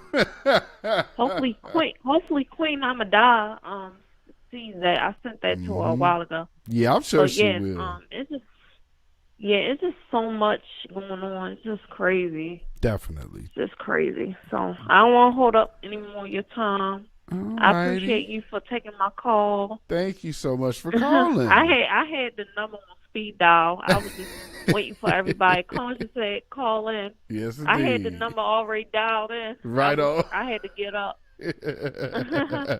Right on. Thank you so much, Judah Queen. And tell problem moms y'all have a blessed evening. And thank y'all for listening. Will. And of course, your Yes, moderator sir. duties. Thank you as always of being the strong moderator. Yes, indeed. So I will talk to you soon. All right. Have a blessed night. All right. My Shalom. mother say you too, Beatzilla. Thank you so much. V1, y'all. Shalom. All right. All right. Anyone else before we get out of here? We'll take one, maybe two. So I think RG3, Queen Adia, you still in here? Yes, indeed. Judah Queen. Thank you, Judah Queen. Another one who has always been, who I've been able to recognize going hard in the paint, and that's what we need. We need more of y'all. So as y'all start coming into your collective consciousness, by all means, be fearless. Be fearless. There's a reason that you are coming into this awareness. You dig? So,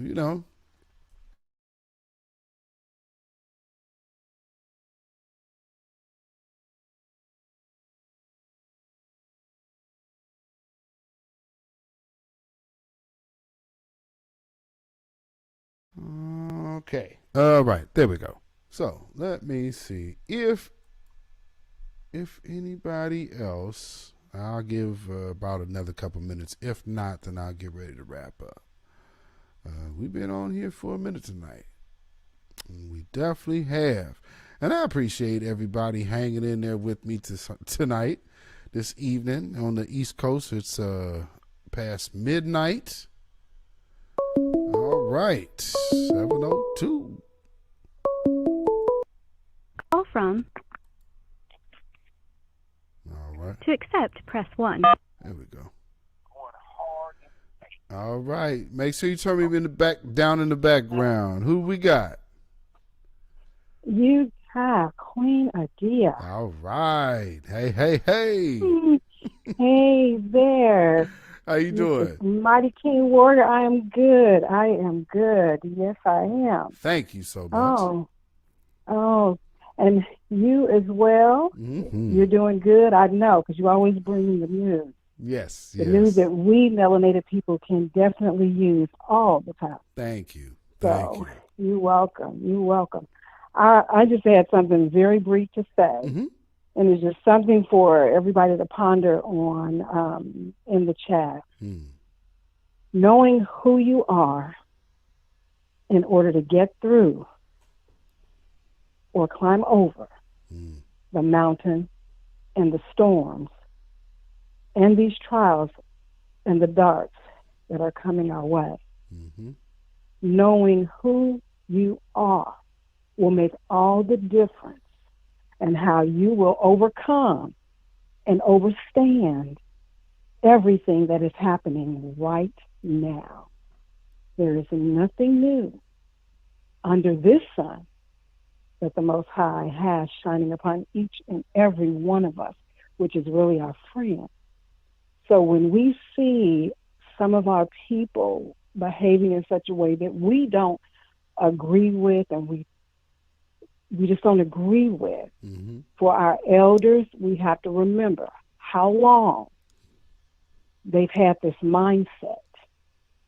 So in order for things to change, that means that it's time for them, a lot of them that are in positions, especially this Black caucus group that they've decided to develop, it is time for them to pass the baton. It can either be voluntarily or involuntarily. And the involuntarily means having some of our young people that have come through, that have graduated, they've got whatever credentials they need to get in those positions. And the only way that's going to happen is if they really understand who they are. And so many of them do not know. That's where those that have been enlightened and that have truly awakened from the slumber is able to explain those things to them. Because right now, so many of them are looking at things through rose-colored glasses. They can't see what we see. So until that happens, they are not worried about putting up so much of a fight. They need to be in those positions and in those seats because our futures depend on what they have now known. So also our children, I pulled my young king out of, to me, this treacherous, devious school system because they are not teaching the truth. And he tells me all the time, we didn't get, now I went to an all-Black high school. That's where I got some of my truth. Because remember, they still have to follow the curriculum of state. Absolutely. So I got some of my Black truth because I saw my mirror images in the classroom and walking around. Now, prior to that, I didn't get that. I didn't get that. So it took getting to high school. And then it took many years later to really get the truth, because when Queen Ahmadiyya kept saying 2020 is the year of perfect vision. And from that, when you have an open mind and ready to receive truth, there's nothing that's going to stop you. Nothing. So you have to want it. You have to thirst for it. You have to hunger for it in order to be able to do what we need to do. A lot of this is already written and has been prophesied, which is true within, and we know where that is located. It's located in the Word. So once you begin to thirst and hunger for the truth, that's when your eyes are really open. You are enlightened, and then you go to the next level, and to the next level, and to the next level. And you're able to fight the good fight, even though, according to my word, it says, vengeance is his. But there are things that we have to do right now on our own to get those things done. Absolutely. We, as a melanated people, need to educate our young ourselves, even if they're going into the school system. When they come home, like my son tells me every day, when certain things are going on, and he says, well, Mom, you just told me that yesterday. Or, Mom, you just told me that 5 minutes ago. I'm going to keep drilling it into his head until he gets it in the spirit, and he really understands what I am telling him and the world that he is dealing with. This is a wicked world. They do not like us. They actually hate us because they know who we are. Facts. They know whose we are. Facts. And that's not going anywhere. So until we rise up and do what we need to do as a people and stop humbling, there's a difference in being humble, and then it's a difference in being passive stupid. Very true. There's a difference. Very true. So until you realize that is who you are not called to be, and I like, we all get the, you don't need to ask for forgiveness unless you ask for it. You don't need to say it. Right. Because it falls on deaf ears, and what that tells a person is, I've gotten away with it, and it's okay. Facts. But when they ask for it with a humbled heart and they are genuine about it, then that's what makes the difference. Yes. Now, does it mean that they like you? No, not necessarily. But maybe something pricked their spirit, man, and caused them to say, hey, you ain't getting away with this. Right. So there are some things that we as a people need to wake up about. Stop playing around, because time is not on any of our sides. Get these elders out of these positions. They no longer need to be there. They've done what they can do, and we're not in the 60s. We're not in the 70s. We have to move on. Right. So they've got to be ready for the battle, because the battle has already started. And these people do not fight fair. And we know that because Satan does not fight fair. Bam. They never have, and they never will. So we as a people need to wake up. It's too much. We're playing tiddlywinks and we're playing checkers. Yeah. Put that mess aside.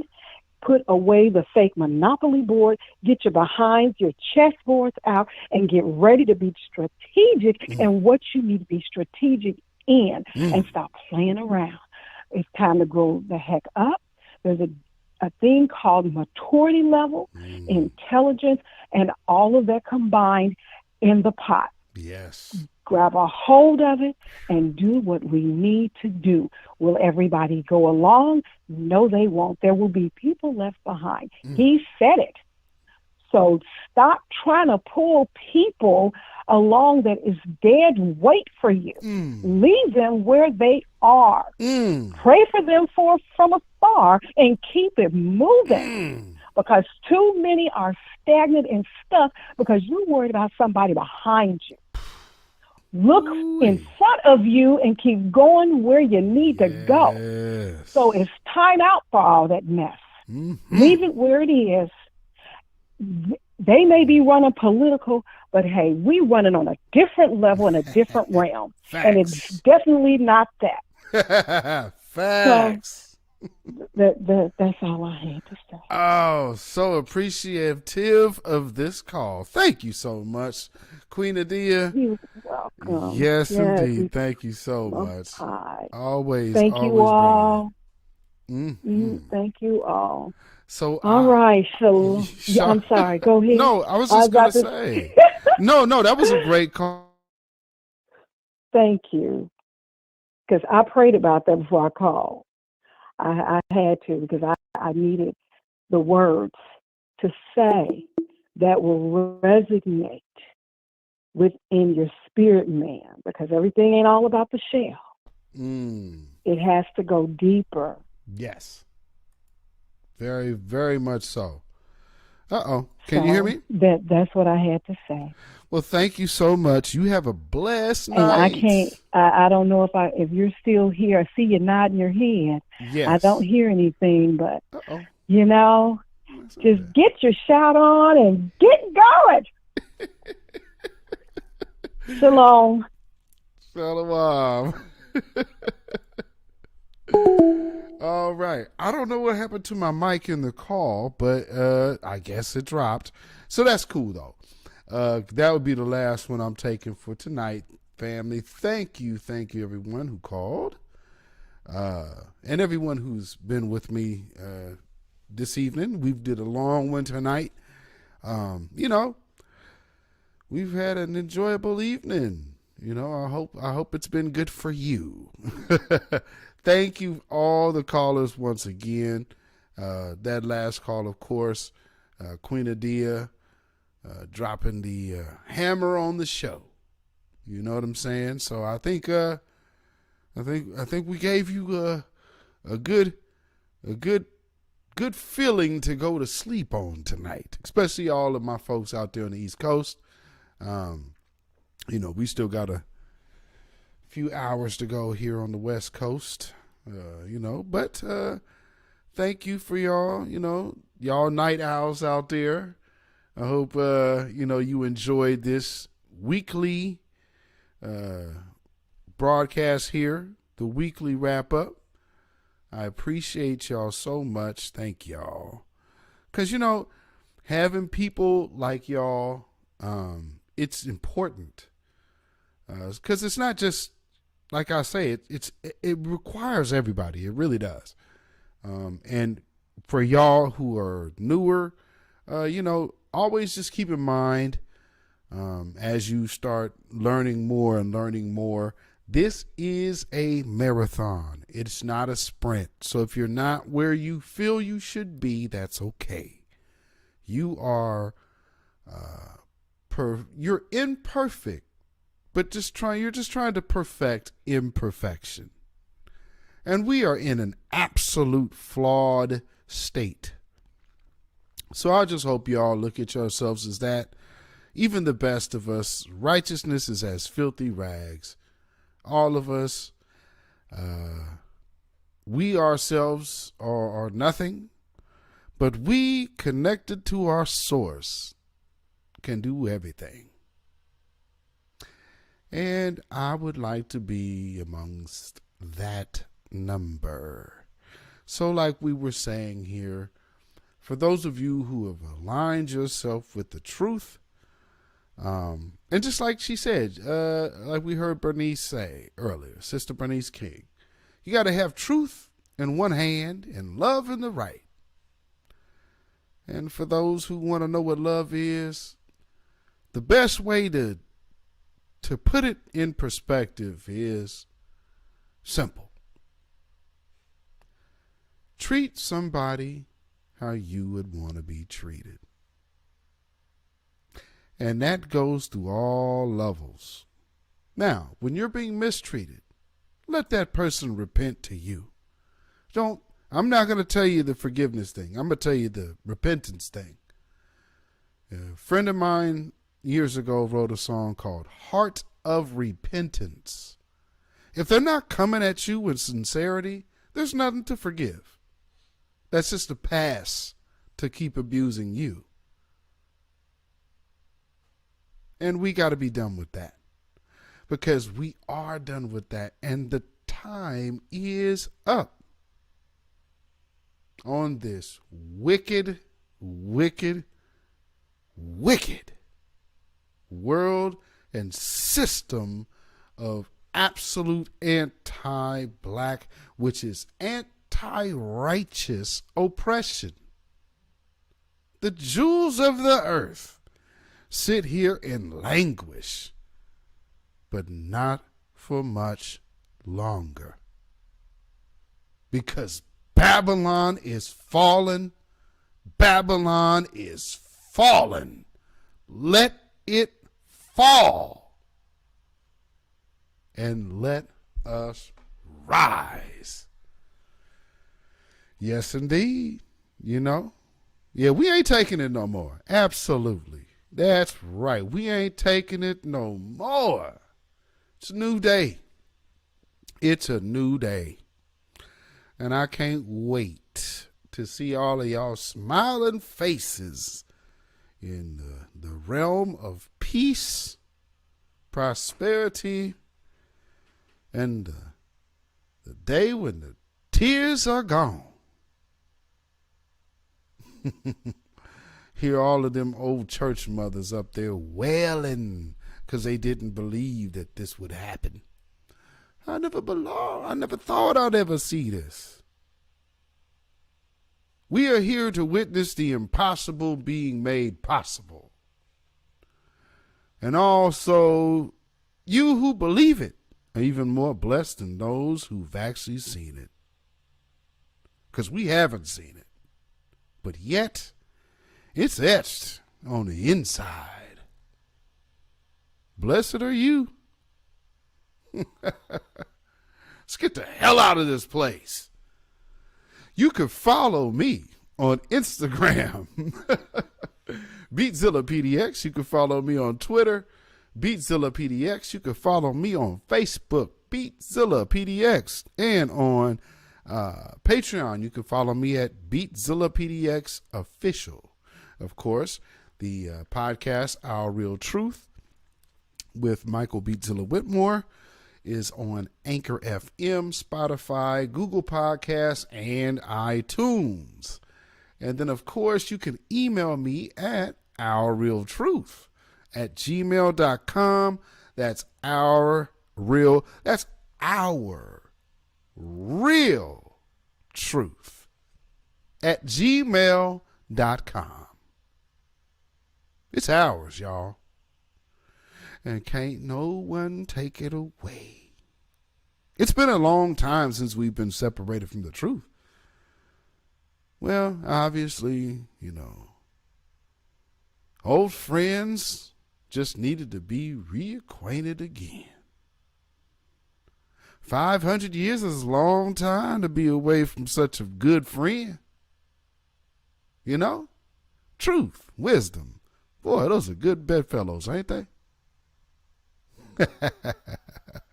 We're back, baby. Ain't that the show? Baby, I'm back. Yeah, wisdom and truth prevailing like a mug. What you gonna do? Because these are spirits that you can't even fool. You can't put a muzzle on them if you tried. Oh, Lordy me. Oh, well. It ain't our fault, and it ain't our problem. Hold your own nuts, Esau.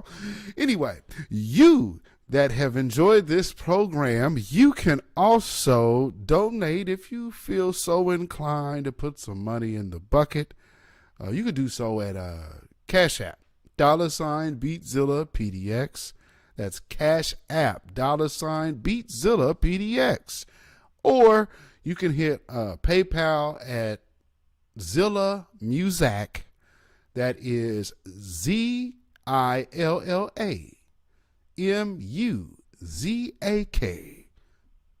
That's at PayPal.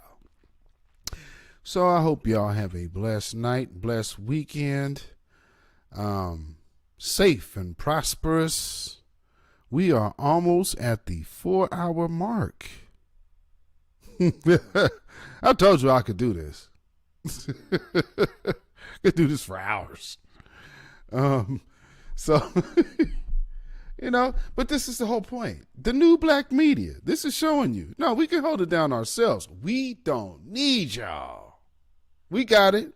Now, if you really want to know where the influence for the new wave is coming from,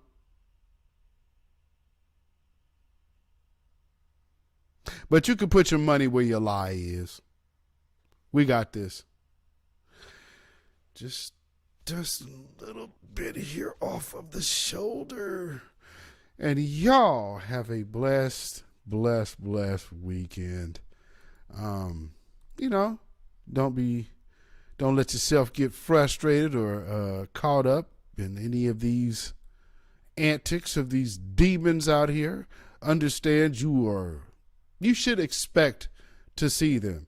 Your winning is their losing. That's how they see it. So that's how you need to understand how they see it. Because that is most definitely how they see you.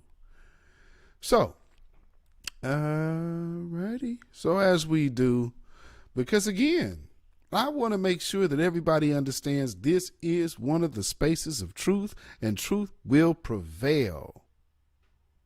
Any Bible readers in here, I'll give you a little tasty tidbit of revelation. That angel with the inkhorn is also the same angel that was with who Daniel was talking to.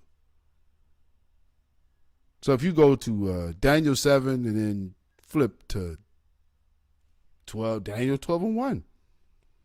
Yeah, it pretty much makes sense.